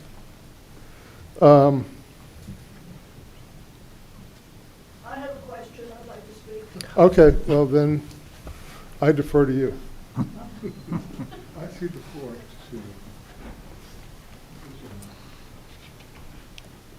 I'm sorry, I didn't get your name. Scott. Scott. Wieczorek. Okay, you'd be a great speaker for the Victorian Society, so I'm going to give you my card. I'm sorry, I couldn't hear what the previous gentleman spoke about, so I don't know if I'm repeating, but I want to compliment you on your presentation. Oh, just for It's the record, could you terrific. just state your name again? I'm sorry? Just state your name again. Adriana O'Toole, Thank you. 48 South Willow Street, a house over 100 years old. But my question is, would you agree that changing the name of this whole application would apply? Because what you have done is given the whole history of the development of a community from rural period today. It has reflected everything, the labels that were created because there was a huge business in canned products and they need colorful labels. The war, during the war they hired, people worked 24 hours a day. This small area, which I'm calling a district, reflects the history of this country in a tiny area. That's what the developers should be doing, because you're making a Disney out of it and have people come and learn the history. It was in your presentation. It was a terrific presentation of the history of Montclair and of the development and the reasons for the work during the wars and then the decline and then the Depression and what was that bar's name? I can never think of the name of it. It's the Sears? The Sears, Richie says Sears, that you kept calling it something else. The Sears people know what it was.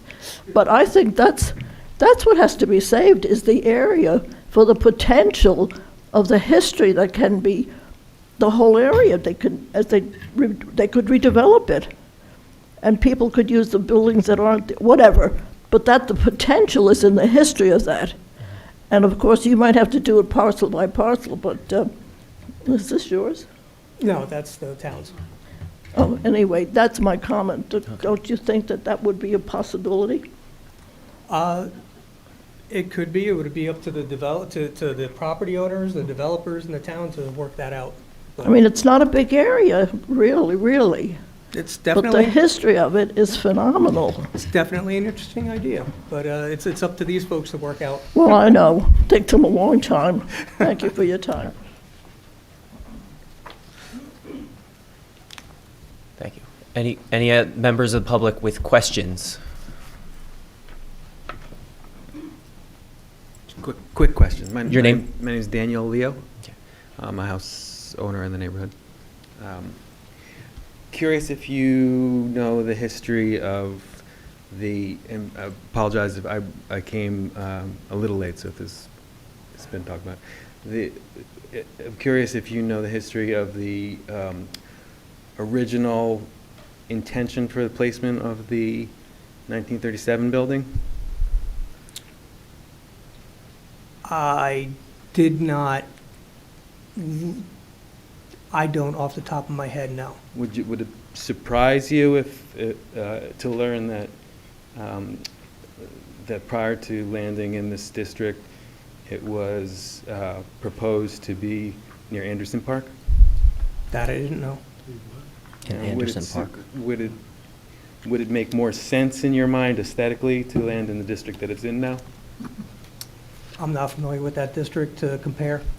And do you And that know, was beyond my scope. do you know the demographics of the district at the time in 1937? Not on a mass level for that area, no. And do you have an idea of the difference between cars then and cars now? I mean, besides being a car owner and, liking classic cars, that's about as far as my knowledge goes. In 1937, would you say that the emissions of cars were different than they are now? Oh, yeah. So if there were cars down Label Street, down Grove Street for miles, would you say that impacts the neighborhood differently than it might now? Traffic's always an issue. Right, and if that neighborhood was historically an African-American neighborhood, would you say that it's reflective of a social inequity that is relevant to historic and national trends? It could be interpreted that way, could also be interpreted other ways, but yeah, that is definitely an interpretation. And is the African-American community in Montclair an important community for the history of Montclair? I'd say from my own personal perspective, all communities or all aspects of the community are important. No further questions, thank you. Any other questions from the public? All right, having seen none, I'm going to close the public questioning portion. And Mr. Schreiner, you have no further witnesses? No further. No further. Okay. Sorry, no further witness. Ms. Hickey, do you have any questions of the witness? I don't. I think the Okay. board covered much Okay. of what I was Very good. thinking. Do you have any additional comments based on the testimony? The only thing I think is there should be a consideration for the value of the vernacular. Okay. And what do you mean by that, Ms. Hickey? We talked a lot about high style and architecture, but the vernacular is an important resource category to consider, and I think we should consider that in Okay. your evaluation of the nomination. And how does it relate to, there's a two-part question, the individual sites and then the cohesiveness of the proposed district? I think the individual properties, particularly on parcel 3, probably carry a more vernacular connotation of their use and outline, where I think the automobile inspection station designed by an architect does have a more rigid adherence to its architectural features, but that doesn't mean the two are disjointed. It just means that it's a more inclusive approach to looking at the district. Okay. All right. Anything else? All right. That being said, we're going to close the portion of the hearing for testimony, and we'll start out with comments from the public and then a closing by the property owner. And given the late hour, I'd ask that comments be limited to about 4 minutes.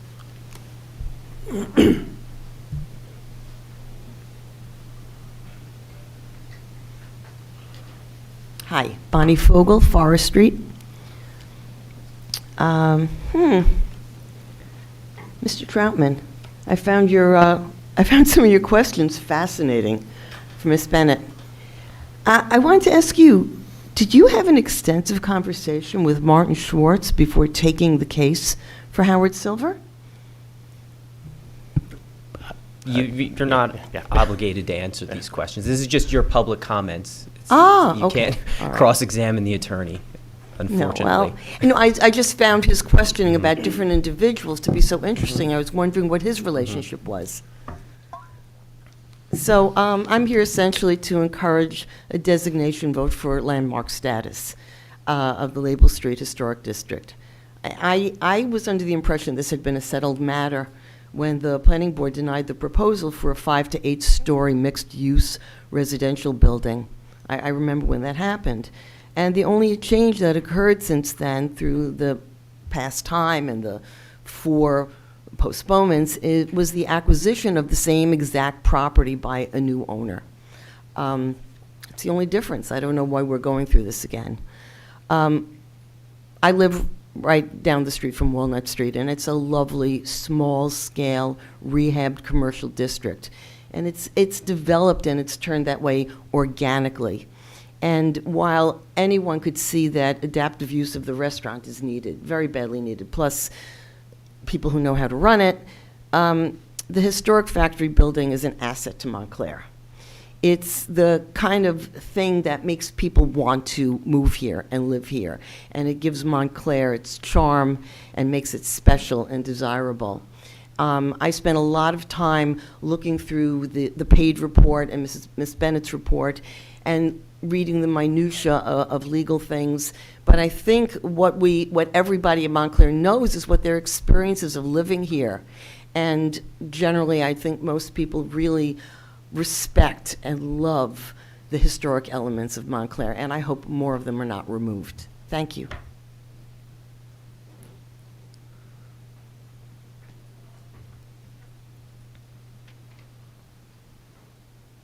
Linda Cranston on Alexander Avenue. I wanted to, is this on? Mm-hmm. Linda Cranston. I wanted to mention, for those of you that aren't aware of it, since there was some of the criteria for designating a historic district has to do with the importance of the town culture and history, that during the review of the master plan in 2014, 2015, residents in the Walnut Street area insisted that this zoning continue as a mixed use and small manufacturing area. So it's still important to the residents in this town that not only the history but the continued use of this neighborhood, which you still see. Secondly, I wanted to add something to Ms. O'Toole's comments about tourism. The BID has been working on getting grants and getting Montclair established to be more tourism here. The Walnut Street area would certainly be an area that people could have tours of small manufacturing, which has disappeared in most of the country. The last thing, I think, if we were concerned about the some of the criteria of buildings remaining exactly the same, not using whatever materials are available for repairs, not considering the new owners going in and out over the decades, and none of the current historic districts in town would be historic. Bloomfield Avenue, Watchung, and Upper Montclair all have changes made by owners through the decades. Thank you.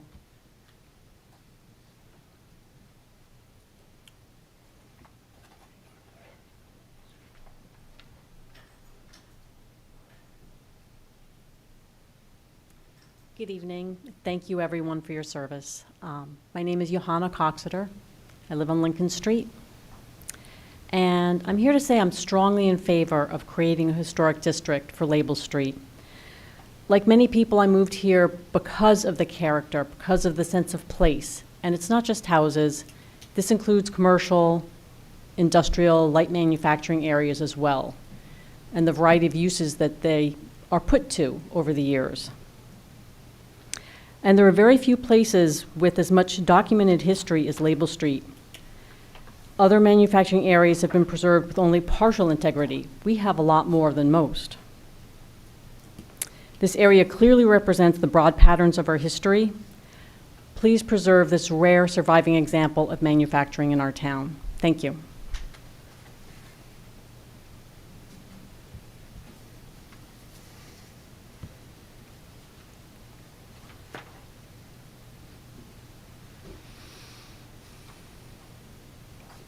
Any other members of the public wish to provide comments? All right, seeing none, I'm going to close that portion and open it up to Mr. Troutner to provide his closing statement. Thank you. And thank you, everyone, for your time this evening. It's not a stretch to suggest it's no coincidence that 8 or 9 days after B&E Development spoke at a public meeting in September of 2022 about the potential to develop 610 Erie Street for multifamily and transit-oriented development, was even the potential for studying the Label Street Manufacturing District proffered as a discussion item for the Historic Preservation Commission. It's been alleged that the nomination report was driven because the Label Street Manufacturing District was recommended for historic consideration in the township's historic preservation element of the master plan, but that's not really an accurate statement. While the master plan does identify a Label Street worker housing area as a potential historic resource, the Label Street worker housing area is identified as residential properties on Friendship, Fidelity, and Oak, a place that were historically used to house workers employed at the Crump Label Factory. The Label Street worker housing area is limited to residential uses, and it specifically excludes the Label Street, which the master plan notes is included within the proposed Walnut Street area. However, the discussion of the Walnut Street area makes no reference to Label Street or the properties identified in the nomination report. And nowhere in the master plan is there a discussion of the characteristics that the nomination report claims to qualify Label Street as a historic resource, specifically the manufacturing use that's been discussed often this evening as a basis for the proposed designation. In fact, in the entirety of the historic preservation element of the master plan, the word manufacturing only mentioned once in relation to residents commuting to New York.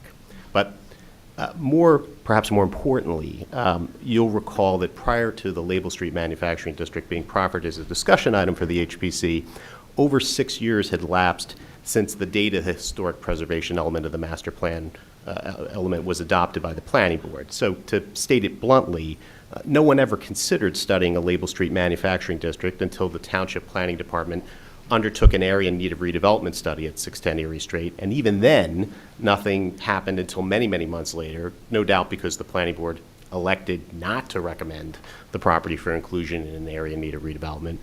But then many months later, a developer began to publicly speak about another plan to develop the site, and then here we are. So let's consider the study area. It's only 3 parcels, and they have one notable thing in common, except for the fact that the ownership of the parcels is limited to owners who either have publicly expressed, or at least at one point in time, an interest in the redevelopment of their property, or in other instances are actually owned by a real estate developer. What appears to be the obvious motivation in studying the Label Street Manufacturing District is to attempt to thwart or constrain the potential development or redevelopment of the site. And it's respectfully submitted that's not an appropriate objective of the powers conferred to the Historic Preservation Commission to propose properties for designation. The power to designate buildings or structures and sites and to designate them as historic is conferred by the state of New Jersey to municipalities under the auspices of the municipal land use law. And that's then conferred by the township to the Historic Preservation Commission pursuant to the municipal zoning code. It does not permit individuals or other residents to seek to have the Historic Preservation Commission unduly exercise its procedures for designation in an inappropriate manner designed to limit or circumvent the role of the Township Council in adopting zoning to govern what type of development will or will not be permitted in Montclair. And it's not supposed to limit or circumvent the role of the Planning Board or the Zoning Board of Adjustment in exercising their respective power to review and evaluate applications for site plan approval or proposed redevelopment designations or redevelopment plans that might otherwise govern the future development of property in Montclair. Yet that appears to be precisely what certain individuals and members of the public are seeking to have the Historic Preservation Commission do in this instance, and for the reasons articulated by Mr. Wieczorek, the proposed designation as the landmark district is inappropriate. Without needing to repeat all of Mr. Wiezorek's testimony, I would reiterate the fact that the 3 parcels that are the subject of the nomination report are not a district because they are, in Mr. Wiezorek's opinion, not united by any aesthetic continuity, nor historic theme, nor commonality. In preparing for this evening, I had listened back to the recordings of the meeting back in September 2022 where members of the public referred to 610 Erie Street as the Crump Factory building. Again, it's not. And I heard statements to the effect that the building currently located at 610 Erie Street is the actual building depicted in the George Innes portrait, which is in the nomination report. And again, it's not. And I bring this up because it's important for members of this commission to not allow local mythology that may be driven by, call it oral history, to supersede or be given greater weight than the actual facts and the actual history of the subject properties. And at the risk of waxing too poetic, I'm going to quote John F. Kennedy, because I rarely get to do this at a hearing. The great enemy of the truth is very often not the lie, deliberate, contrived, and dishonest, but the myth, persistent, persuasive, and unrealistic. Kathleen Bennett's nomination report provides a great deal of insight into some of Montclair's rich history that, while generically related to an area of town where the subject parcels are located, for the reasons expressed in Mr. Wiezorek's testimony report, does not support the creation of a Label Street manufacturing district. Ms. Bennett's research and writing may provide a foundation for this commission and for the township to potentially pursue other worthy historic preservation endeavors. But that being said, the members of this commission should resist the temptation to feel, as a matter of inertia or public pressure or otherwise, that because a nomination report has been prepared, that this commission should somehow struggle to bootstrap a rationale, any rationale, particularly because of some perceived association with Mr. Crump's legacy, to vote in favor of designating these parcels as part of a historic district. I would submit that these parcels are only united by two themes. They're over 50 years old, and there's a fear they might be redeveloped. There are no doubt many worthy properties and districts identified in the historic preservation element of the master plan that are worthy of this committee's time and attention to study for potential landmark status. And there is, separate from these proceedings, a mean for individuals opposed to the development or redevelopment of the parcels that are the subject of the nomination report to oppose their redevelopment or development. That would involve voicing opinions to the Township Council, the Planning Board, or the Zoning Board of Adjustment, who might someday hear petitions to amend zoning or grant variances from such zoning or whatever the case is. But opposing development is not supposed to be through the misapplication of standards governing the designation of historic districts. And for that reason, for the reasons substantiated by Mr. Wieczorek and E2 Project Management in their report, we hope that the members of this commission, as stewards for the commission and the role it's supposed to play, will soundly consider the objective facts and applicable standards that have been identified, at least we believe in Mr. Wiezorek's report and testimony, that contrast against the aforementioned mythology that's been proffered in an attempt to, I would suggest, manipulating, backing into a particular result. A result being pursued for reasons that we respectfully submit have little or nothing to do with legitimate historic preservation. That's my closing. Thank you. Before we entertain a motion on whether or not to recommend designation of any of these properties or district as a whole, I would like to just defer to Ms. Bauer on just a quick procedural recitation of the significance of the vote and what the commission should be considering in terms of formulation of a motion. And Vice Chair, are we permitted to give our final comments as well? Yeah. Okay. The comments? I'd like the procedure to kind of shape the comments. Sure. Well, first of all, bear in mind that Ms. Hickey recommended removing the word manufacturing at the beginning, so even though there was a lot of talk about that. Excuse me. Bear in mind that Ms. Hickey recommended at the outset removing the word manufacturing and just entertaining a motion for the Label Street Historic District. There was still an awful lot of focus on manufacturing, both pro and con, if you will, tonight. So the motion would be to forward the nomination report to the governing body. If you're inclined to do that, if you're not, then obviously the motion would be not to do that. But the nomination report to designate these parcels as an historic district goes to the governing body for its consideration, and that's really it. The standard is under the municipal land use law, and actually the portions of it were set out well in the PowerPoint, which you all have a copy of, and that's one of the reasons why I asked the questions of Mr. Wieczorek that I did, with respect to what sections of the code control. So you heard my questions and you heard his answers. For instance, there's not a definition of the period of significance. The code, a definition of a district is one or more historic sites and intervening or surrounding property significantly affecting or affected by the quality and character of the historic sites or historic site or sites.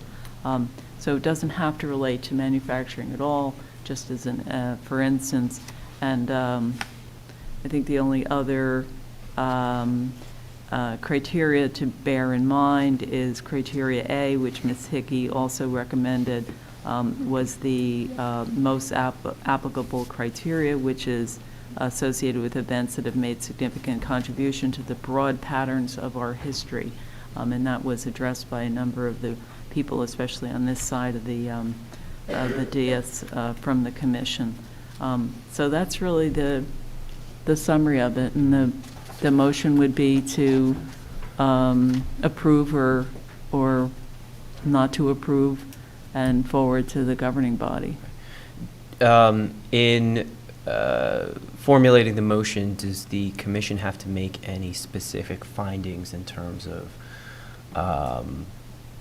the criteria that we believe would justify, or can we just say, the report stands on its own aside from removal of the word manufacturing? Well, I definitely think you have to incorporate your professionals' opinions if you're going to rely on your professionals' opinions, and that would be those that were stated by Ms. Hickey tonight. You can go ahead and make findings as you wish. You can make them as detailed or as, sort of broader summary as you like. But generally speaking, you're going to be incorporating the nomination report and Ms. Hickey's opinions into the nomination. So how much you want to recite of that, that's up to you. But there's no requirement for us to make this motion. We just have to recommend that it meets one of the criteria and forward the report and the comments of Ms. Hickey. You should identify the criteria and the facts supporting that. What makes a resolution appropriate is to recite the facts on which the vote is set forth and approved, and therefore those facts are going to have to be in the resolution. With the planning department, we write the resolution and identify the facts. So you definitely want to do that. But like I said, that it's not unusual to incorporate the report and your professionals' opinions. So thank you. So that being said, before we make the motion, I'd like to open it up for comments. That way we can reach some sort of consensus in formulating the motion and eventual recommendation whether to pursue or not to. We'll start on this side. Mr. Sweeney. My view is the area meaning the land, has significant history, but it relates to manufacturing history. It would meet several of the criteria, I think all of the properties. However, I think the level of integrity of the various buildings is so low that I don't think it raises to the level to warrant the area as a district. We could call it a historic district, but you could do that any place in Montclair. You can say something historical happened, let's connect a couple buildings together in a couple lots.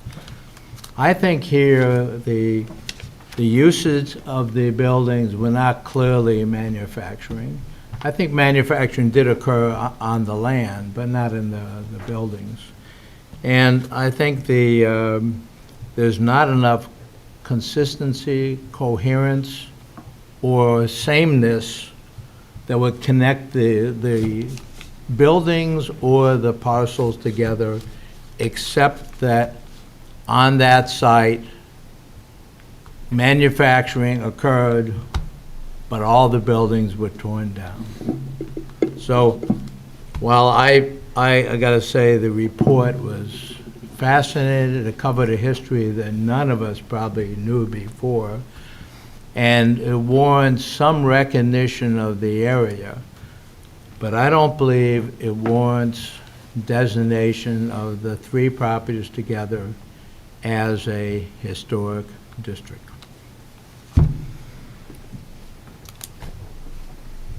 Commissioner Ryman's? I'm going to agree with everything you said, except for the comment that it doesn't hang together in terms of significant features. And to me, I walk down the street, I know where I am. I look at that, and to me, that district hangs together. It doesn't have the ornate little bauble on a whatever, but I think as utilitarian buildings located there and their history, I'd have to disagree with you. I agree with Mr. Rymus, but I'd first like to make a comment that I did not appreciate insinuations and accusations impugning the chair, Chair Bennett's integrity. In my time working on this board, she's always conducted herself with the utmost integrity and with a commitment to following the law and doing the right thing, and I think this board has as well. So it was not Chair Bennett's fault that an area in need of redevelopment study came before the planning board. It was not her fault that that study revealed a rich history that we were not all familiar with. It's not her fault that she then, took an interest in it and wanted to find out more about this district. And I agree with Ms. O'Toole, what she had stated about how this really does encapsulate not just Montclair history, but American history with, the highs, first of all, agricultural, highs of manufacturing boom, lows of the Great Depression, highs of World War II comeback. I think, as Ms. Bauer had noted, we need to demonstrate a broad pattern of history. I don't think it gets, you can see more of a pattern than that. You're also, I think these three sites here, I think are related in the sense that you see the manufacturing boom, you see the transition of the neighborhood to the suburban area with the motor vehicles taking prominence in this region. I think the history of this place, and then Oil Jack being such a prominent company in this community, employing so many people in this community, using those sites for their manufacturing operation. I think it's impossible to argue that those warehouses were not part of a manufacturing operation. And I think the members of the public who mentioned the racial trends in Montclair, I think that is a factor in this that needs even more study. But overall, I think Ms. Bennett, Chair Bennett, I think her report aptly demonstrated why we should support the Label Street Manufacturing District as we should designate it as a historic district.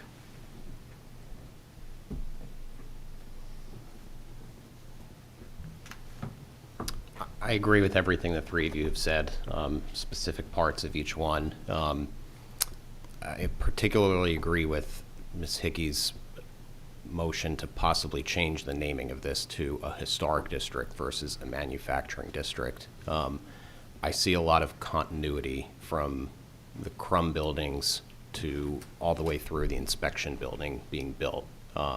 If not for specific manufacturing uses, for historic uses relevant to Montclair's local history. I don't think mythology is a good term for this. These are real events that happen throughout the history of the town. Mythology is not real. And I think that the style of the buildings is pretty cohesive, as John said, and as Ms. Hickey said, that it's vernacular. It doesn't fall into a style of Queen Anne or Victorian, but vernacular is buildings that are built with what's available and what's appropriate for the type of use. And all of these buildings fall under that category. They're masonry buildings built in the masonry style of industrial or manufacturing building of that time. So there is an aesthetic cohesiveness to those buildings. I think it's wrong to say that there is no aesthetic cohesiveness. And historical significance-wise, I think there is a continuity. Although the Crum buildings are not there anymore, the spirit of the original use of the Crum building was continued through the building that does exist today that was built in 1906 and used as the printing company. So there's continuity through there. So I think calling it the Label Street Historic District is appropriate, and it should be thought of as a whole.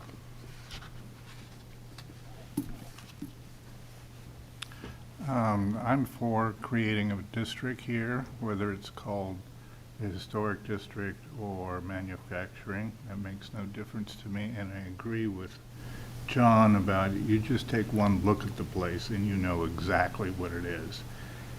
It's nice that we now know what the history of the area was and why it was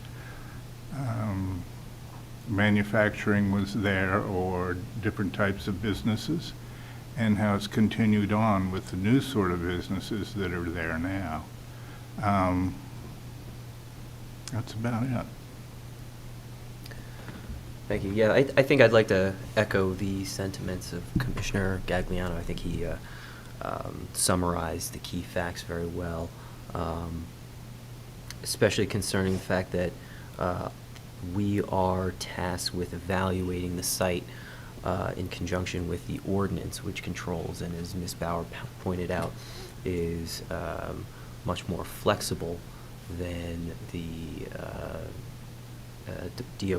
DOI standards.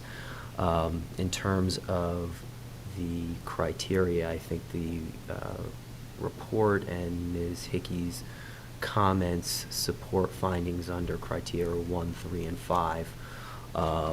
You know, while buildings have been altered, I think the historic fabric still remains there. There's a lot of original elements still in place on all of the structures, and there is a cohesive history marking the significance of the site. And with respect to those ancillary discussions regarding, you know, redevelopment and ulterior motives, you know, as Mr. Troutner is well aware, there is a established body of case law distinguishing motive from purposes, and as our ordinance establishes, that historic preservation is a legitimate government purpose. The MLU establishes that. So as long as these structures meet the criteria, then a legitimate government purpose is advanced, and, you know, without casting aspersions or making any determinations about the credibility of those accusations, regardless, they're irrelevant, their motive. You know, that being said, I think the facts adduced in the reports speak for themselves. I think the insinuation that this would inhibit redevelopment, you just have to look at our downtown historic district, and you can see plenty of redevelopment taking place. And I think it's done in a really positive manner. So, I mean, with that being said, I think I would support a recommendation to the council as the ultimate decider of whether or not this should be designated. And with that, I'll entertain a motion. Janice, did you want to say something? Okay. And I think the motion would be to designate to recommend the referral to the governing body for the designation of the Label Street Historic District under criteria 1, 3, and 5, based on the findings in the June 2023 report and the comments and testimony of our preservation consultant, Ms. Hickey. A second.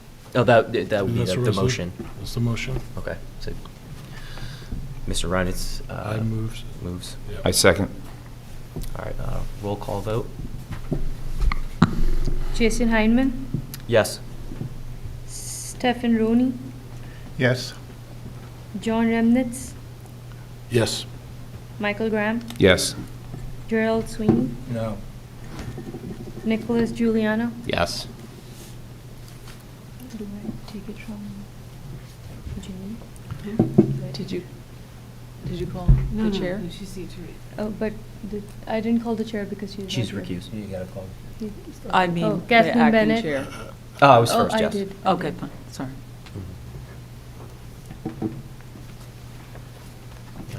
Yeah. The resolution passes.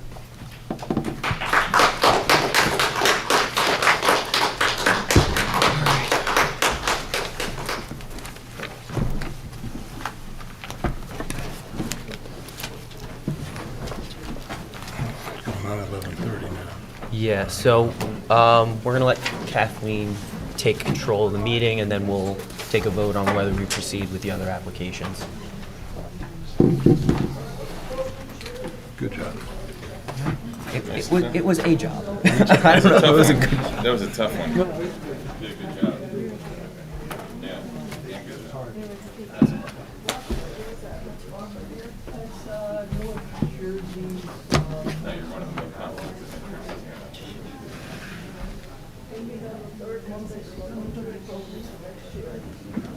Yeah, a little punchy.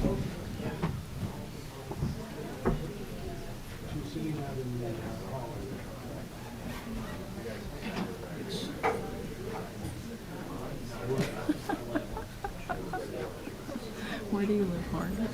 I live in Linden. I have to drive all the way down the shore, so you're doing way better than I am. Tom and I have to get an Uber because we got into a car accident right before the meeting. Yeah, car got towed. Yeah. Wait, is that why all the cops were out on Bloomfield Avenue? No, that we were on Walnut. Oh, there was, It was a busy night. as I was, well, the thing is, I have to allow Oh, no, so that much was time. Bloomfield. Yeah, that was in Bloomfield. No, we got hit over here. Yeah, in it was in Walnut. Bloom, Yeah, oh, we got hit okay. here in Walnut. Well, and then I went over to Franklin, and then there was another one when then I cut back over, I don't know on what street, back onto Bloomfield, but in, Montclair, Glenbridge. well, I'm not completely sure which town Yeah, I was okay. in at that point, but pretty close to Montclair, if not in Montclair. And the police were setting up, there were two police cars, and they were setting up cones and everything, and I thought, what is going on here? It took me like half an hour to get through Montclair, and only an hour and a half to get from Lawrenceville. No, I was actually on a conference call, and he was driving, and we got here early because I had to be on a conference call at 6:30, so I figured, well, let's just get in the car and do it there. And so he was extending the drive. Like he was just driving around, and we were at a stop sign, and a woman ran the stop sign and hit the other car, and then she lost control of the car and ended up in Tom's front. Oh, Yeah, God. yeah. That is lovely. Stop And she was like, running that was his fault. I'm like, no, lady, you ran the stop sign. She's like, but I counted 1, 2, 3. And I don't know what you're doing, but I'm walking away. I am walking away from this. I was only a passenger, and all I saw was you coming at us. Oh my God. So much. Yeah, but his car had to be towed, so we gotta take an Uber home. Oh my God. Well, where is he? He's in Cranford. My car's at his house. I'm in Linden. Oh. Yeah. Our office is in Cranford. I live in Linden. You want to ride the link? No, we're fine. I don't know, what do you want to do? Because I was going to say, I'm just driving down the parkway. We would have to take them out of order, but the second one, Right, the second one for we Bellevue. definitely have to do that because he's here, he's got to. Thank you. Yeah, I agree. We need a motion to extend the meeting and take testimony on applications. Wait, Pick can a you, time. okay, So we'll go to midnight and see if we can do that. which is Bellevue Avenue. So you're going to make a motion to, you make the motion to change the order of, So the first would be a motion to extend the meeting. oh, extend the Actually, meeting. It's in your discretion, you can change the order of the presentation. Do you need? That's up to the chair.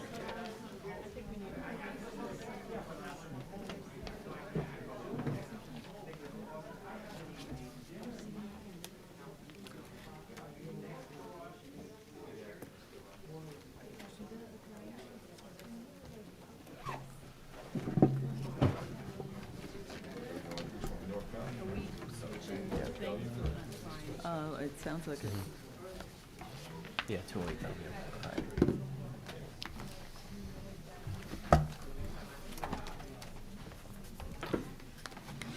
Okay, thank you, everyone, for, it's now 11:22. We are going to move. So we are beyond the time under our right. bylaws that we can continue with new applications or testimony, so we need to take a vote on whether we can extend the meeting, because we do have at least one application that they're here traveling from, I think, out of state, so. I'd make a, oh, sorry. Chair, do you want to call for a motion? Yes, would someone please make a motion to extend the meeting to listen? Motion to extend. To 12, What- to 12 midnight? o'clock? Midnight, okay. Motion to extend till midnight. Second. All in favor? Aye. Okay, thank you. So. So we are going to now hear application 2023-39, 208 Bellevue Avenue. So would the people that are here please come forward?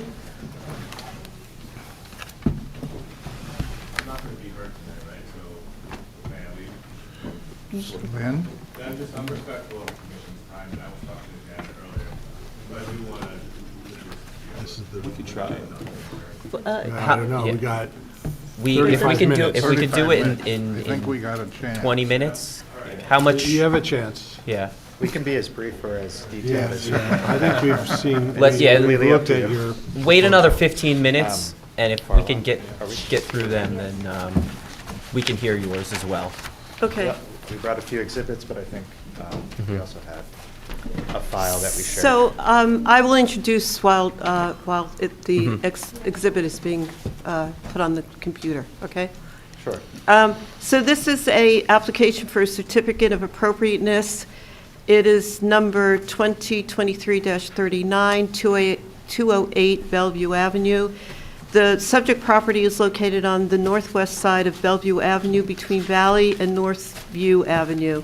It is a one-story building in the Upper Montclair Historic District.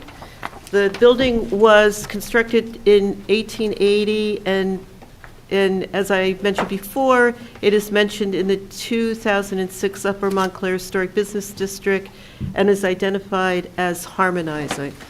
So the proposal is the applicant proposes to make alterations to the one-story commercial space located at Bellevue Avenue, proposes to make alterations to the facade of the building, which will include the replacement of the existing doors and windows.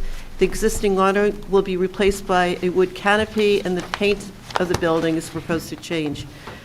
Details of the exterior light fixtures, front facade alterations, side elevation alterations, and signet details are provided in the plan.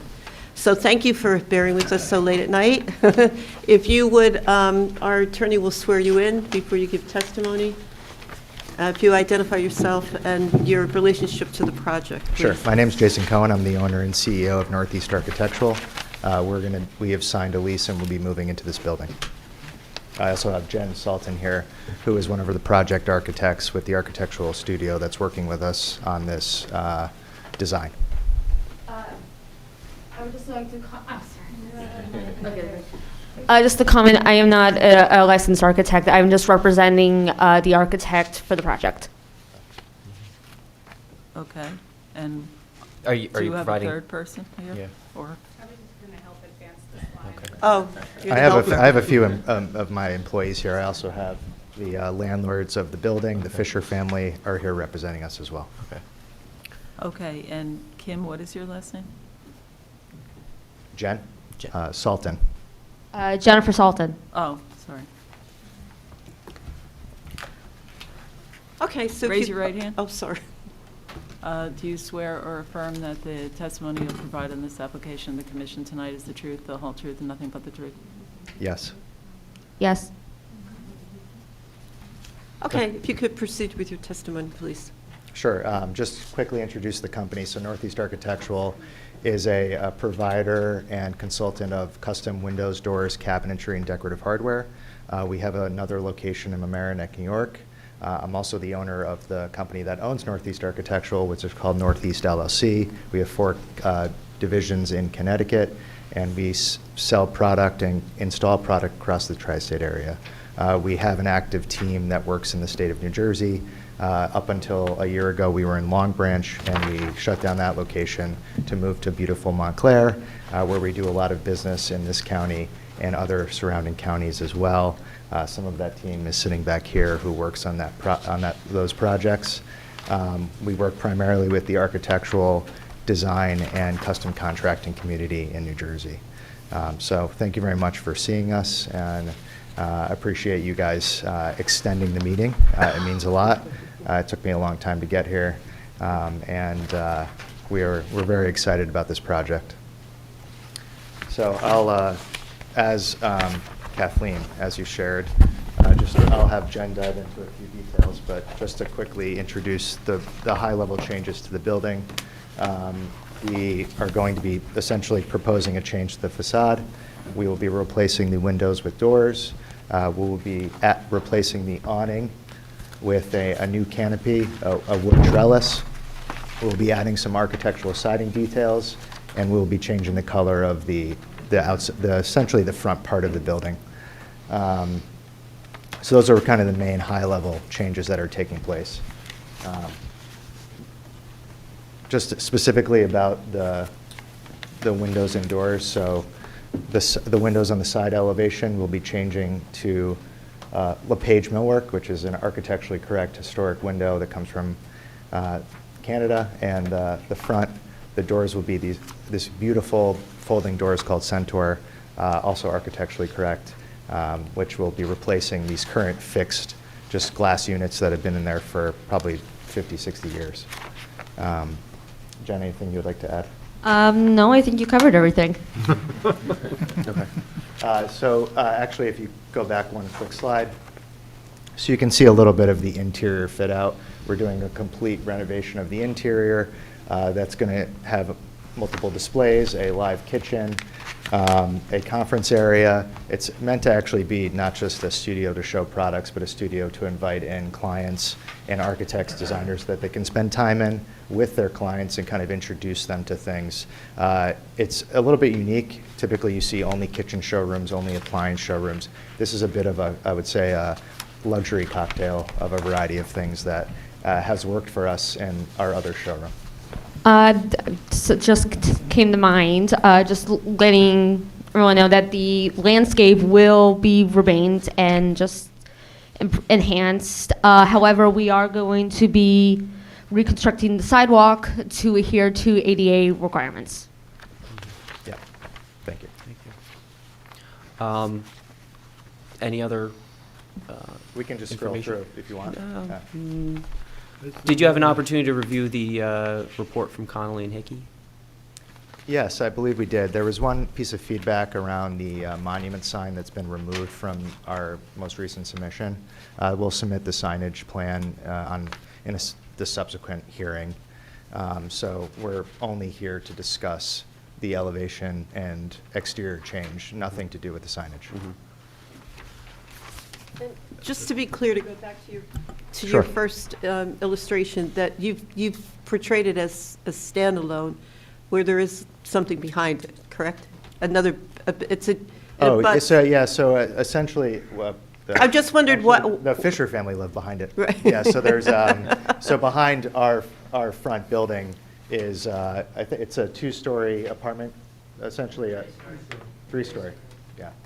So yeah, there's a few families that live behind it. Okay. Yep. No, I just wanted to make sure that Yes, you're correct. That was just to accentuate the change. design, the changes. Correct. Okay, thank you.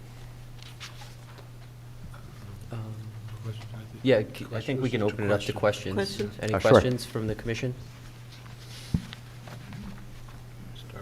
I just have one. I assume you've already checked, but just the signage, maximum size and size of the glass relative to the facade are all within the ordinance of the town's design guidelines. Specifically on the sign that's on the building? Mm-hmm. Yeah, so that sign is within ordinance, Mhm. but again, we're not looking for confirmation of that today. But Okay. but what is on the building is within ordinance. Okay. Yeah.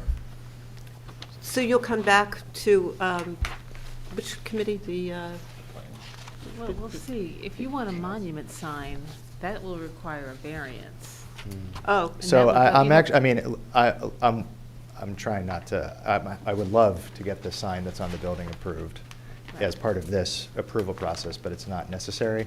The monument sign is not 100% necessary. We would be doing that outside of Yeah, this that would process. require a board approval. Exactly, yeah. Oh, But- okay. But I can tell you that the building sign, Yeah. it does comport with our zoning requirements. Okay. The one Okay. that you have that's So we could ridiculous. approve Yeah, it we- as. we as made it's shown. we made the changes Okay. per your guys, Okay. all your recommendations.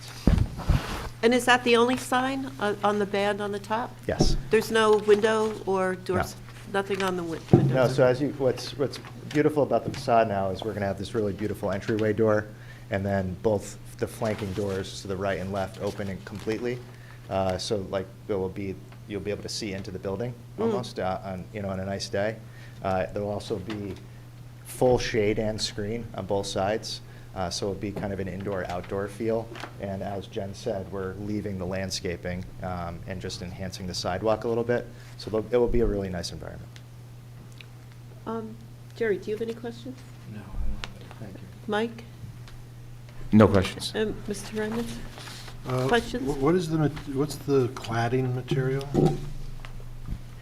The cladding material would be hardyboard recessed panels painted with a blue that is mentioned on the sheet. I believe it's mentioned more as polo blue. Okay, did you see one of the comments from Mr. Connolly's report about the color? I think I remember seeing something that perhaps come up with a color that's more consistent. Yeah, the with applicants the are new- encouraged to select color schemes that are compatible with surrounding structure to create sense of visual continuity in the district. Is the blue a branding thing, or is it a? Yeah, so the blue is part of our brand guideline palette. We did, so 2 buildings down is this like really beautiful brick black building. Actually, one of our customers happens to occupy a lease in there. So it was, it's intended to be something that stands out and feels, modern, but also in conjunction with the rest of the street. We didn't think it didn't work, but it is a color that kind of, it means a lot to us because of it's within our guidelines. Okay.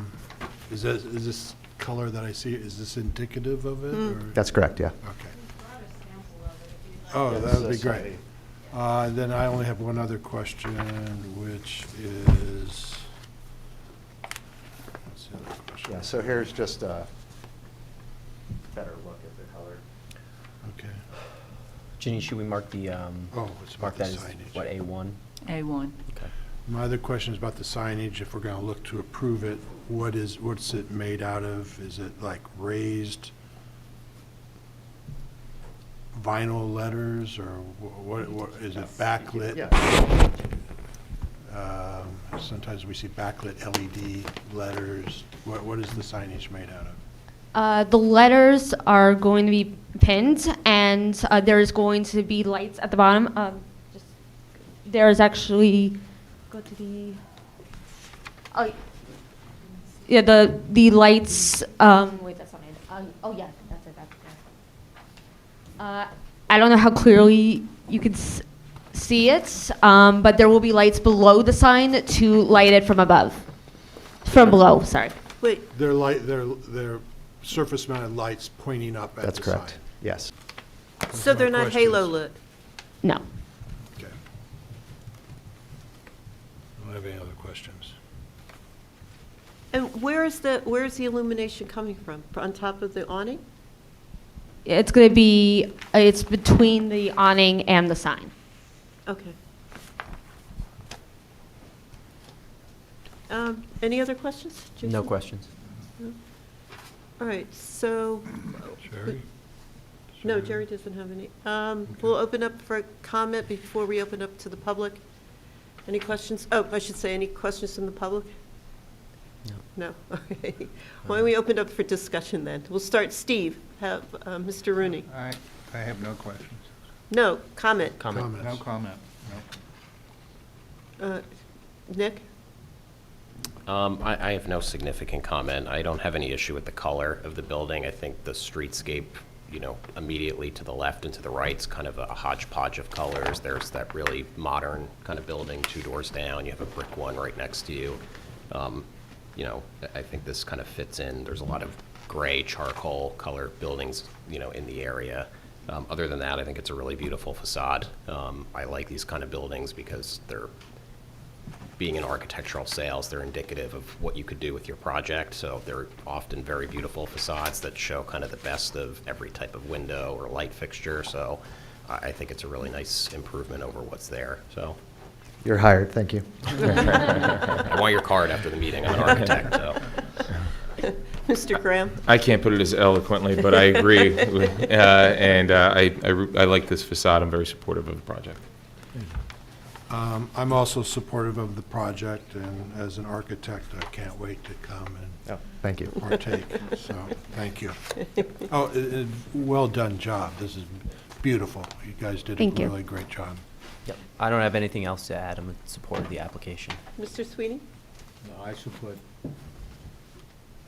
support the project as is.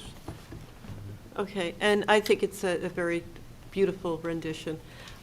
Did you look at Mr. Conley's comments? I don't have them up, maybe.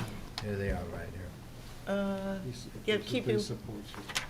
Right, and it was just the paint colors that, but we. And then confirmation of the signage. Right, which would you provided for the building, and if it's monument sign, you said you're not going to go forward with the monument sign, correct?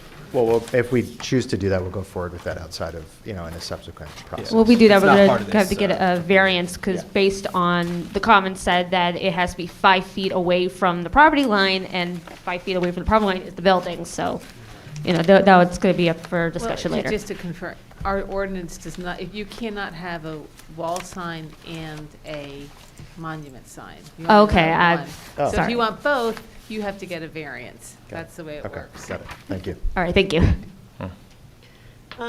So, and no other comments then? So, would we I'll make a formulate- motion to approve, subject to revisions to remove the monument sign from this approval. A second. Should we do a roll call, Yeah. please? Kathleen Bennett, Yes. Jason Heineman, Yes. Stephen Rooney, Yes. John Remnitz, Yes. Michael Graham, Yes. Gerald Sweeney, Yes. Nicholas Giuliano. Yes. Okay, thank you. So it's been approved. you. Thank you Thank you very all. much. I Thank appreciate you for it. your Thank you so patience. much. Yeah. Thank you. Okay, then. 20 minutes. Then we get to the last one. Woo-hoo. Okay, we have, what's that? Mountain? 30 North Mountain. Yes. What about it? Yes, yes, we have said 20 to- minutes. We said to 12, right? Yes, Mr. Lin, do you want to approach?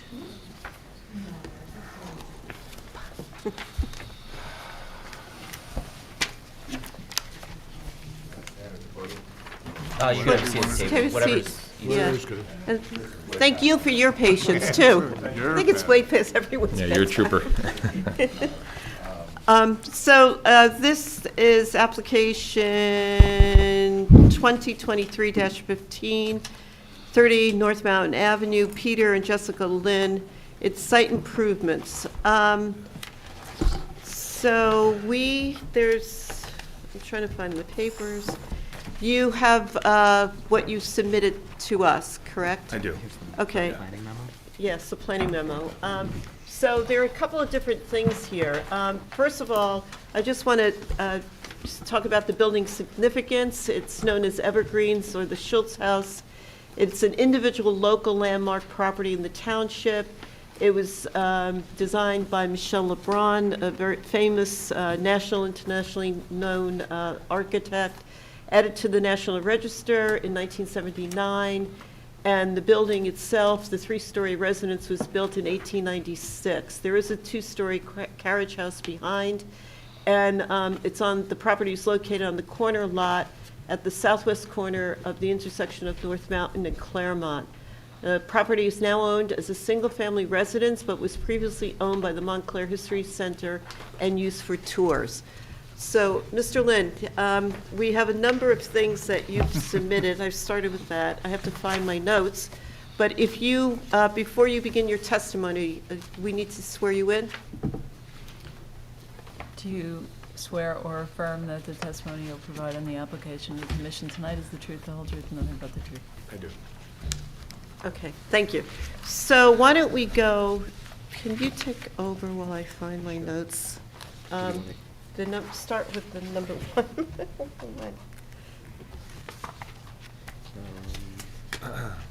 For the proposal? Right. Okay, so the first item on the proposal, so this was, this application encompasses several minor modifications to the property and site, some of which have been completed, some which has not. So the first item is the construction of a 6-foot wide concrete stair. It's spaced 12 feet from the front porch. That work has been completed, and it needs to come before the commission for approval. The second item is construction of a 25-foot long retaining wall using stones found on the property. That has not been completed. Third item is installation of a permanent cedar wood pergola to the rear of the house. That has not been completed. The fourth item is the installation of a stone walkway from a reconstructed concrete stair at the northwest corner of the property. That has not been completed. Fifth is installation of the Belgian block curbing for the first 10 feet of the driveway off North Mountain Avenue. That has not been completed. Installation of the Belgian block. And item 6, installation of the Belgian block curbing at the new walkway from the stair on Claremont Avenue. That has not been completed. Is that an accurate recitation of the work that you're proposing? Yes, there's a couple other, there's one other thing in the original application, which is some Belgian block curbing that is not from the stairs of Claremont, but can be seen from Claremont, which is the last photo. It's you can kind of see it. Just that's the one thing that was. It's the stairwell on the side of Claremont Avenue? So there's one at the Belgian corner block and one on at either side going up from the stairs. Right. But then there's also some Belgian block that you can see, because there's a parking lot, there's like the parking lot there. Okay. And so you can see some of that Belgian block curbing. The Belgian block curbing goes all the way around, but again, you can't see. My understanding is that the commission has jurisdiction of what can be seen from public right-of-ways. So that's what I put in this application. So, and you can see it right at the bottom. It's like, sort of like right here, you can kind of see it. Okay. So that's why I put it in there. What? I don't know.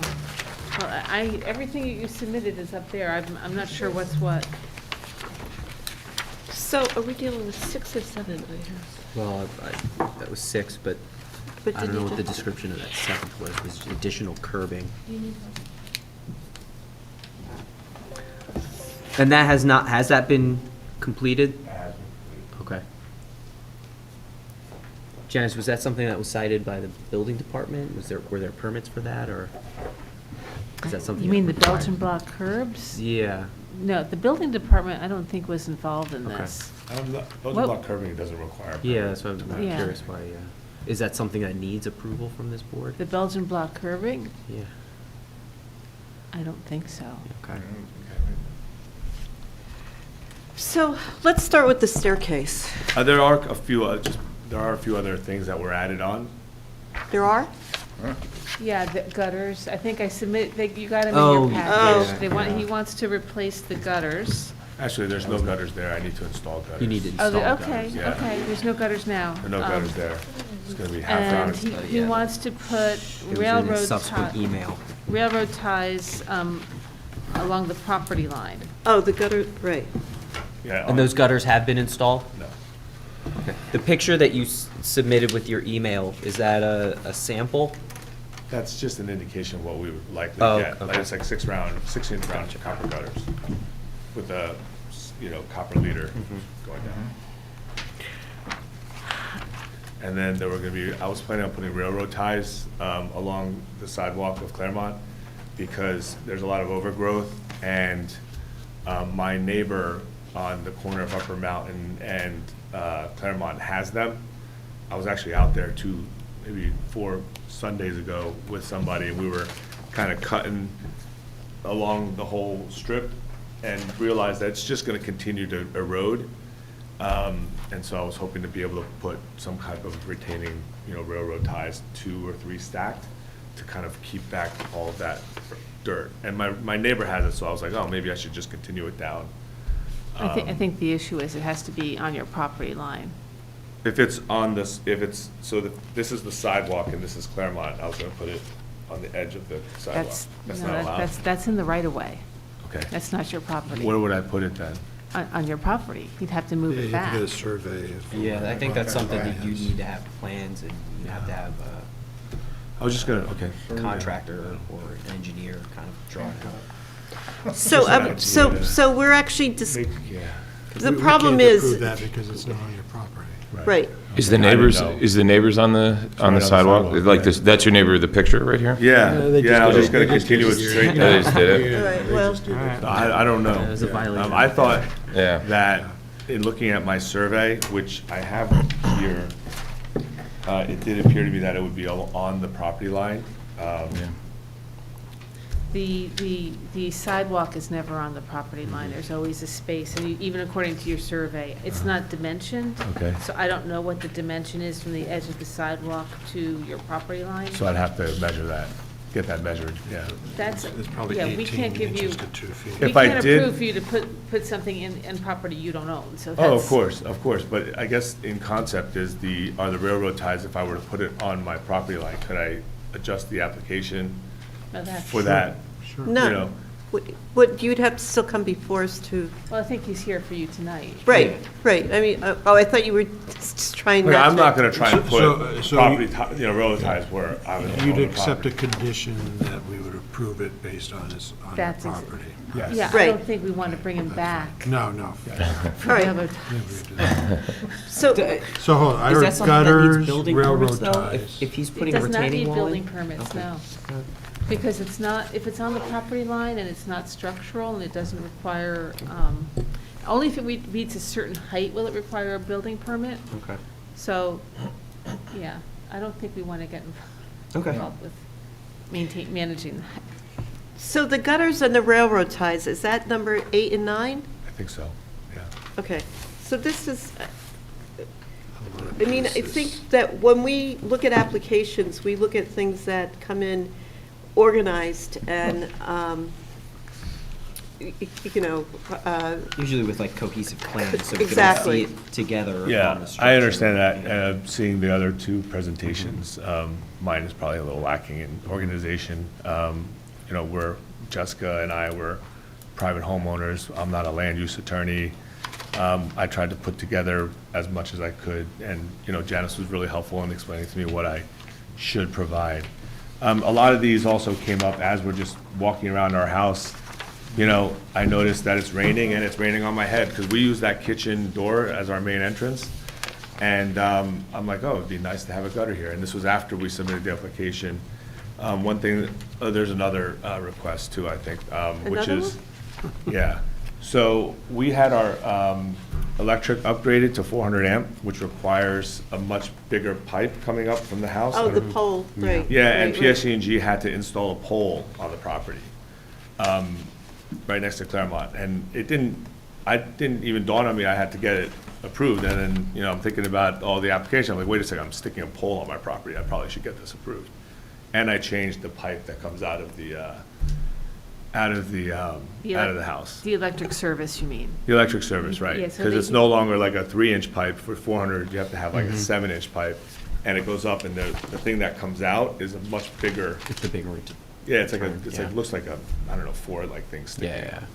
I don't know what it is, but. So if you approve it tonight, we'd like to have all these items, listed in your approval, or at least addressed. Well, we need to figure out what they are. Yeah. So there's 10. There's 10 then. Yeah, I have a question on the gutters. The email says, just over the kitchen area. Where is that located on the So I noticed. site? Is that the rear of the structure, the side? I looked through the application today as I was trying to get out of work, and I noticed that this picture hadn't been included. And so it's basically above the kitchen, there's this, I don't know what you call it, but it's like a sloped roof. And we were planning on putting it here, sort of like where the beige part is, under the cedar shake, and then we run the leader on the left-hand side. So if I'm looking at the survey, it's on the rear of the property? Yes. Okay. The It's north. like, there, almost like it's an addition that juts out. Yeah, That's yeah, the. you can see Yeah, it. Yeah. this was an addition, this was like not part of the main Right, house, yeah, this was where the kitchen and the servants' quarters were. Gotcha. For the house. It's a different look, it's cedar shake, whereas the rest of the house So is that's like, fronting, it fronts Claremont? This Right. front's Claremont. Okay. Correct. So it's more, it's the side.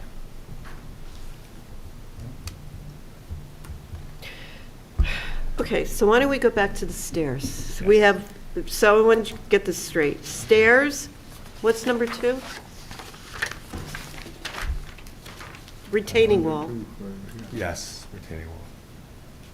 Number I don't know 3? if I would call it a retaining wall. I mean, maybe it is, maybe it isn't. The ground there is already starting a road for whatever reason. It's like a little cutout in the driveway where I guess somebody could, like, it's a one-way driveway, and so you can kind of move to the side when somebody's, if you happen to have 2 cars going. But you're trying to. Yeah, you're holding dirt back. I am It's a- holding it's a dirt back. retaining Right, and okay, it's at so- like a 45-ish degree angle, so we were just planning on like cutting it back and just laying down stones. We weren't actually gonna put cement or anything.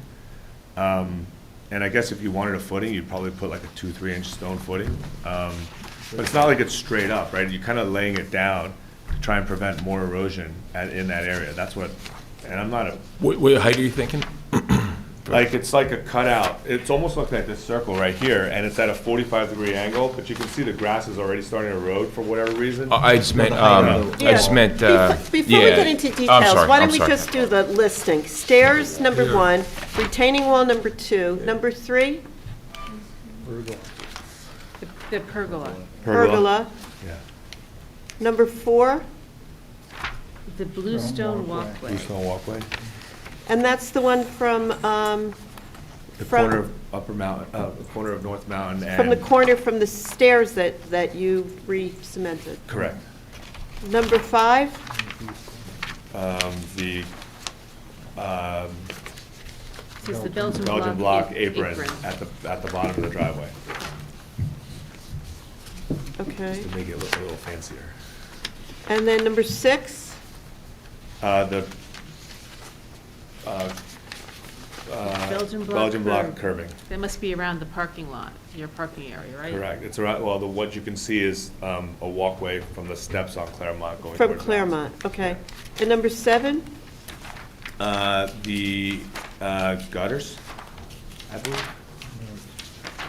I thought that was 8. I think 7 would be the railroad ties, because that came in first. Okay. Okay, the railroad ties. Okay, and then number 8 is the gutters and leaders. Yep, and then I guess 9 would be the pole. So there's nine things. Yes, ma'am. Okay. So, why don't we start with the stairs, which are already installed?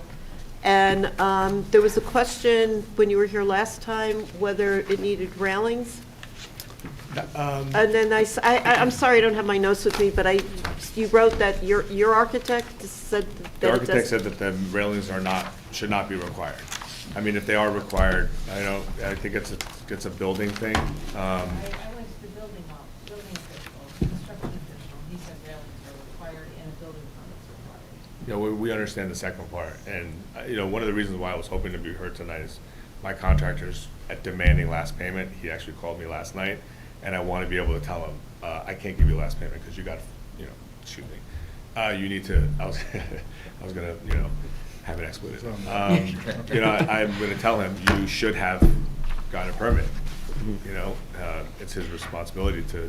But we can't approve that until we see what you're actually planning to, there's an issue with the stairs, which. It's already built, so, right? No, but the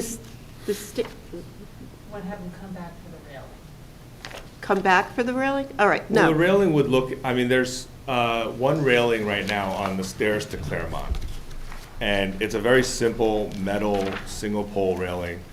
We would mimic that because that's what's on the property. And I'm trying to see if I have a picture of it. if it's required. I was told, the architect said that because it's a slope, and because it's not like, if you were to fall to the side, you're falling on, it's like, you're not falling anywhere, right? You're falling on land. It's not like there's. You need a handrail. Well, you need a railing, so Okay, it doesn't matter what the if we have to put in a architect railing, said. I'm happy to put in a railing. Okay, I think the issue is the stairs, which you need to see that you're coming here to request, that you've already put in, I'm sorry, say that again? that you've already installed. They're already Yeah. in there. They're already there. So we have the issue of yes, Can I make a suggestion? Yes. There's so many different items here. yes, I can probably respond to maybe the gutter, because I can Yes. see it, and I can see what the railroad ties are all about. Everything else is not clear, and I wouldn't even be able to, Yeah. would not even be able to No, comment. I okay? appreciate that. So I almost think like this is better handled on site Yeah.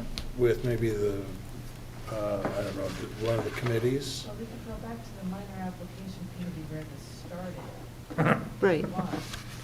right. Was that where it started? It started with the minor application committee. I think it's better to do this on site, and unless you can provide a narrative and And pictures. pictures. We don't real have- drawings that we Right. can respond to and say, I can imagine all sorts of things when you say tubular, da, da, da, Right. da. Well, I don't know what it is at the end of the day. I have a so. picture of the railing that's on Claremont. It's a simple. Then it needs to be somehow written in a narrative. Yeah. We're gonna match. Because, right, 'cause we have to know Exhibit- how- Why don't you Exhibit B. submit that as an exhibit and say Yeah. that the railing will match this? And- But it's not an approval. It's We can't required. approve it. What do you mean? If he submits that, we don't know what it's going to look like. He's representing Well, we it to look don't, like we don't that? know how is it going to be Yeah, attached we to don't the know where it stair? We don't know where it starts, starts, yeah. we don't know where it stops, Got the we don't know basic where it's image of it. attached. Can I ask is, the stairs are probably 200 feet from the road. Does it matter to the commission that that amount of detail cannot be seen from the public right away? Like if you It have can be seen from the public right away. I mean, if you have binoculars, right? My point is like, it's a 2-inch tubular, like the one on Claremont you can see, because if you're on the sidewalk, you're looking at it. We're gonna match it to that. I don't know if you understand my question. No, I you're understand saying you can't see it, so why are you bothering? Well, it's not that you can't see it, you can't see that much of the detail. Yeah. So I'm just curious whether or not that's. I don't even know what detail you're talking about. Right. So forget about seeing it. I think we first need to understand what it is. Maybe it's okay. I'm just making, how do we get to the next step here? Can we just refer it back to the? Yes, but if it's referred back to minor applications, we even if we go look at it, if we go on site, we need more detail. We need to know where it's going to be, where the railing's going to be, Yeah. what it's going to look like. Look, I'm happy to come back. I'm half asleep. And, Right. I think we all are. Okay. We're trying to do it so you don't have to come back. Yeah, that's what, If you do it at a minor application committee, they meet when the committee's available, when you're available, we can meet at your property. Okay. Walk around. You have yeah, cut yeah. sheets, I mean, I know you provided some, but you have your architect draw up details of the railing, right? To show us what the railing will look like. You want to know the location of, what, the gutters? I mean, the kind of. oh, we got that. You're suggesting stone retaining wall. Show us some. Yeah, it shows what images type of the stone, where Have it, some where. stones there. I think so we that's see the what- more. What are Look, we doing,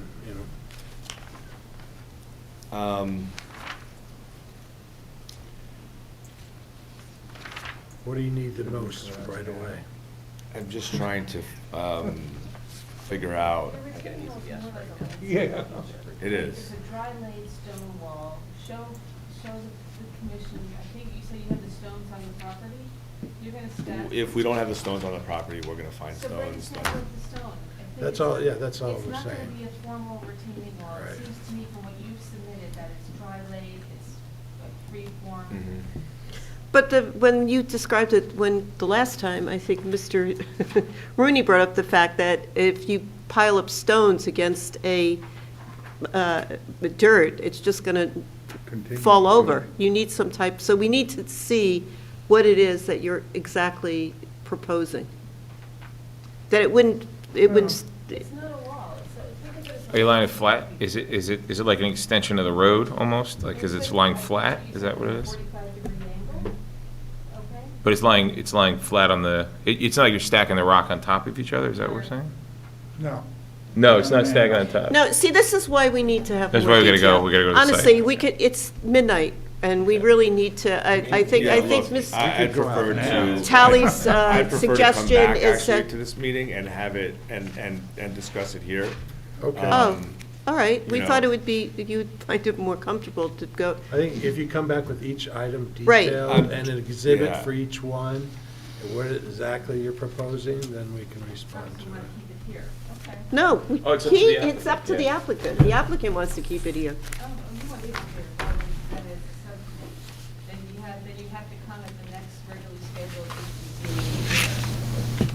It's the 18th, right? Yes, which is January I 18th. honestly don't know what I want, clearly. You know All right. something? Done. You know, I would advise you to have us come and just solve it on site. Yeah. Solve it on site. We're here to help you, you know, Yeah. so instead of forcing you, you know, we Yeah. see what's Keep you going from on. coming back. Okay. At a time that's convenient. Well, the reason why I'm hesitant for that is because the commission's, jurisdiction is what the public can see. Yeah. And Well, you're we'll asking to stand come on the site sidewalk. onto the property, which is not something, my wife is also, I always check with her. So to say that I wanted to go to the minor applications committee and invite you onto our property, I'm not sure that that's something that we would be willing to do. Okay, that's fine. Is that our Then jury? just, And with all due respect, look, we're private citizens, we're private people. No, got it. Right, That's we're fine. family, and, we're just trying to improve our home, and Right. and I know it's late, and I did want to kind of just show you guys, just remind you guys what the house looked like, right? Yeah. When we bought it. And I'm sure you guys remember what the corner looked like. I mean, my kids are sometimes teased that, they live in the haunted house in Montclair. And we're gonna try and, put some nice Halloween decorations and make it, that haunted house. Haunted house. But, so, Mr. Lin, you'll come, oh, sorry, go ahead. you know, You signed the application, your signature states that by signing this application, the owner hereby grants authorization to the commission members and its professional and support staff to enter the property in question. So I'm just okay. want to make sure you're aware. Was not aware that that's, That you signed it. We have the right to inspect the property, okay. okay? So why don't you go home and speak to your wife and make a We won't decision? get nosy. And We then, just and wanna- then contact Janice, and we'll go from either January 18th, February, or it's going to be cold and out now and freezing, you won't be able to do anything anyway. So why don't you do that, and then decide whether you wanted, what's good for you and your family, okay? Okay, well, look, I hope you guys don't think I'm being disrespectful of the commission's, work. I think you guys can see that we've tried our best to save this house. But I hope that you can respect our, desires for our own house, to the extent that it does fit what's architecturally appropriate, which we think we have done. So thank you for your time. Okay, Thank thank you. you. All right. Thank you. Bye. Okay, that's it. Okay, so, what's it? Yes, without further ado, I have a motion to, Motion to adjourn, yeah. Second. all in favor? Aye. See you next. So, it's Tom and Margaret's last.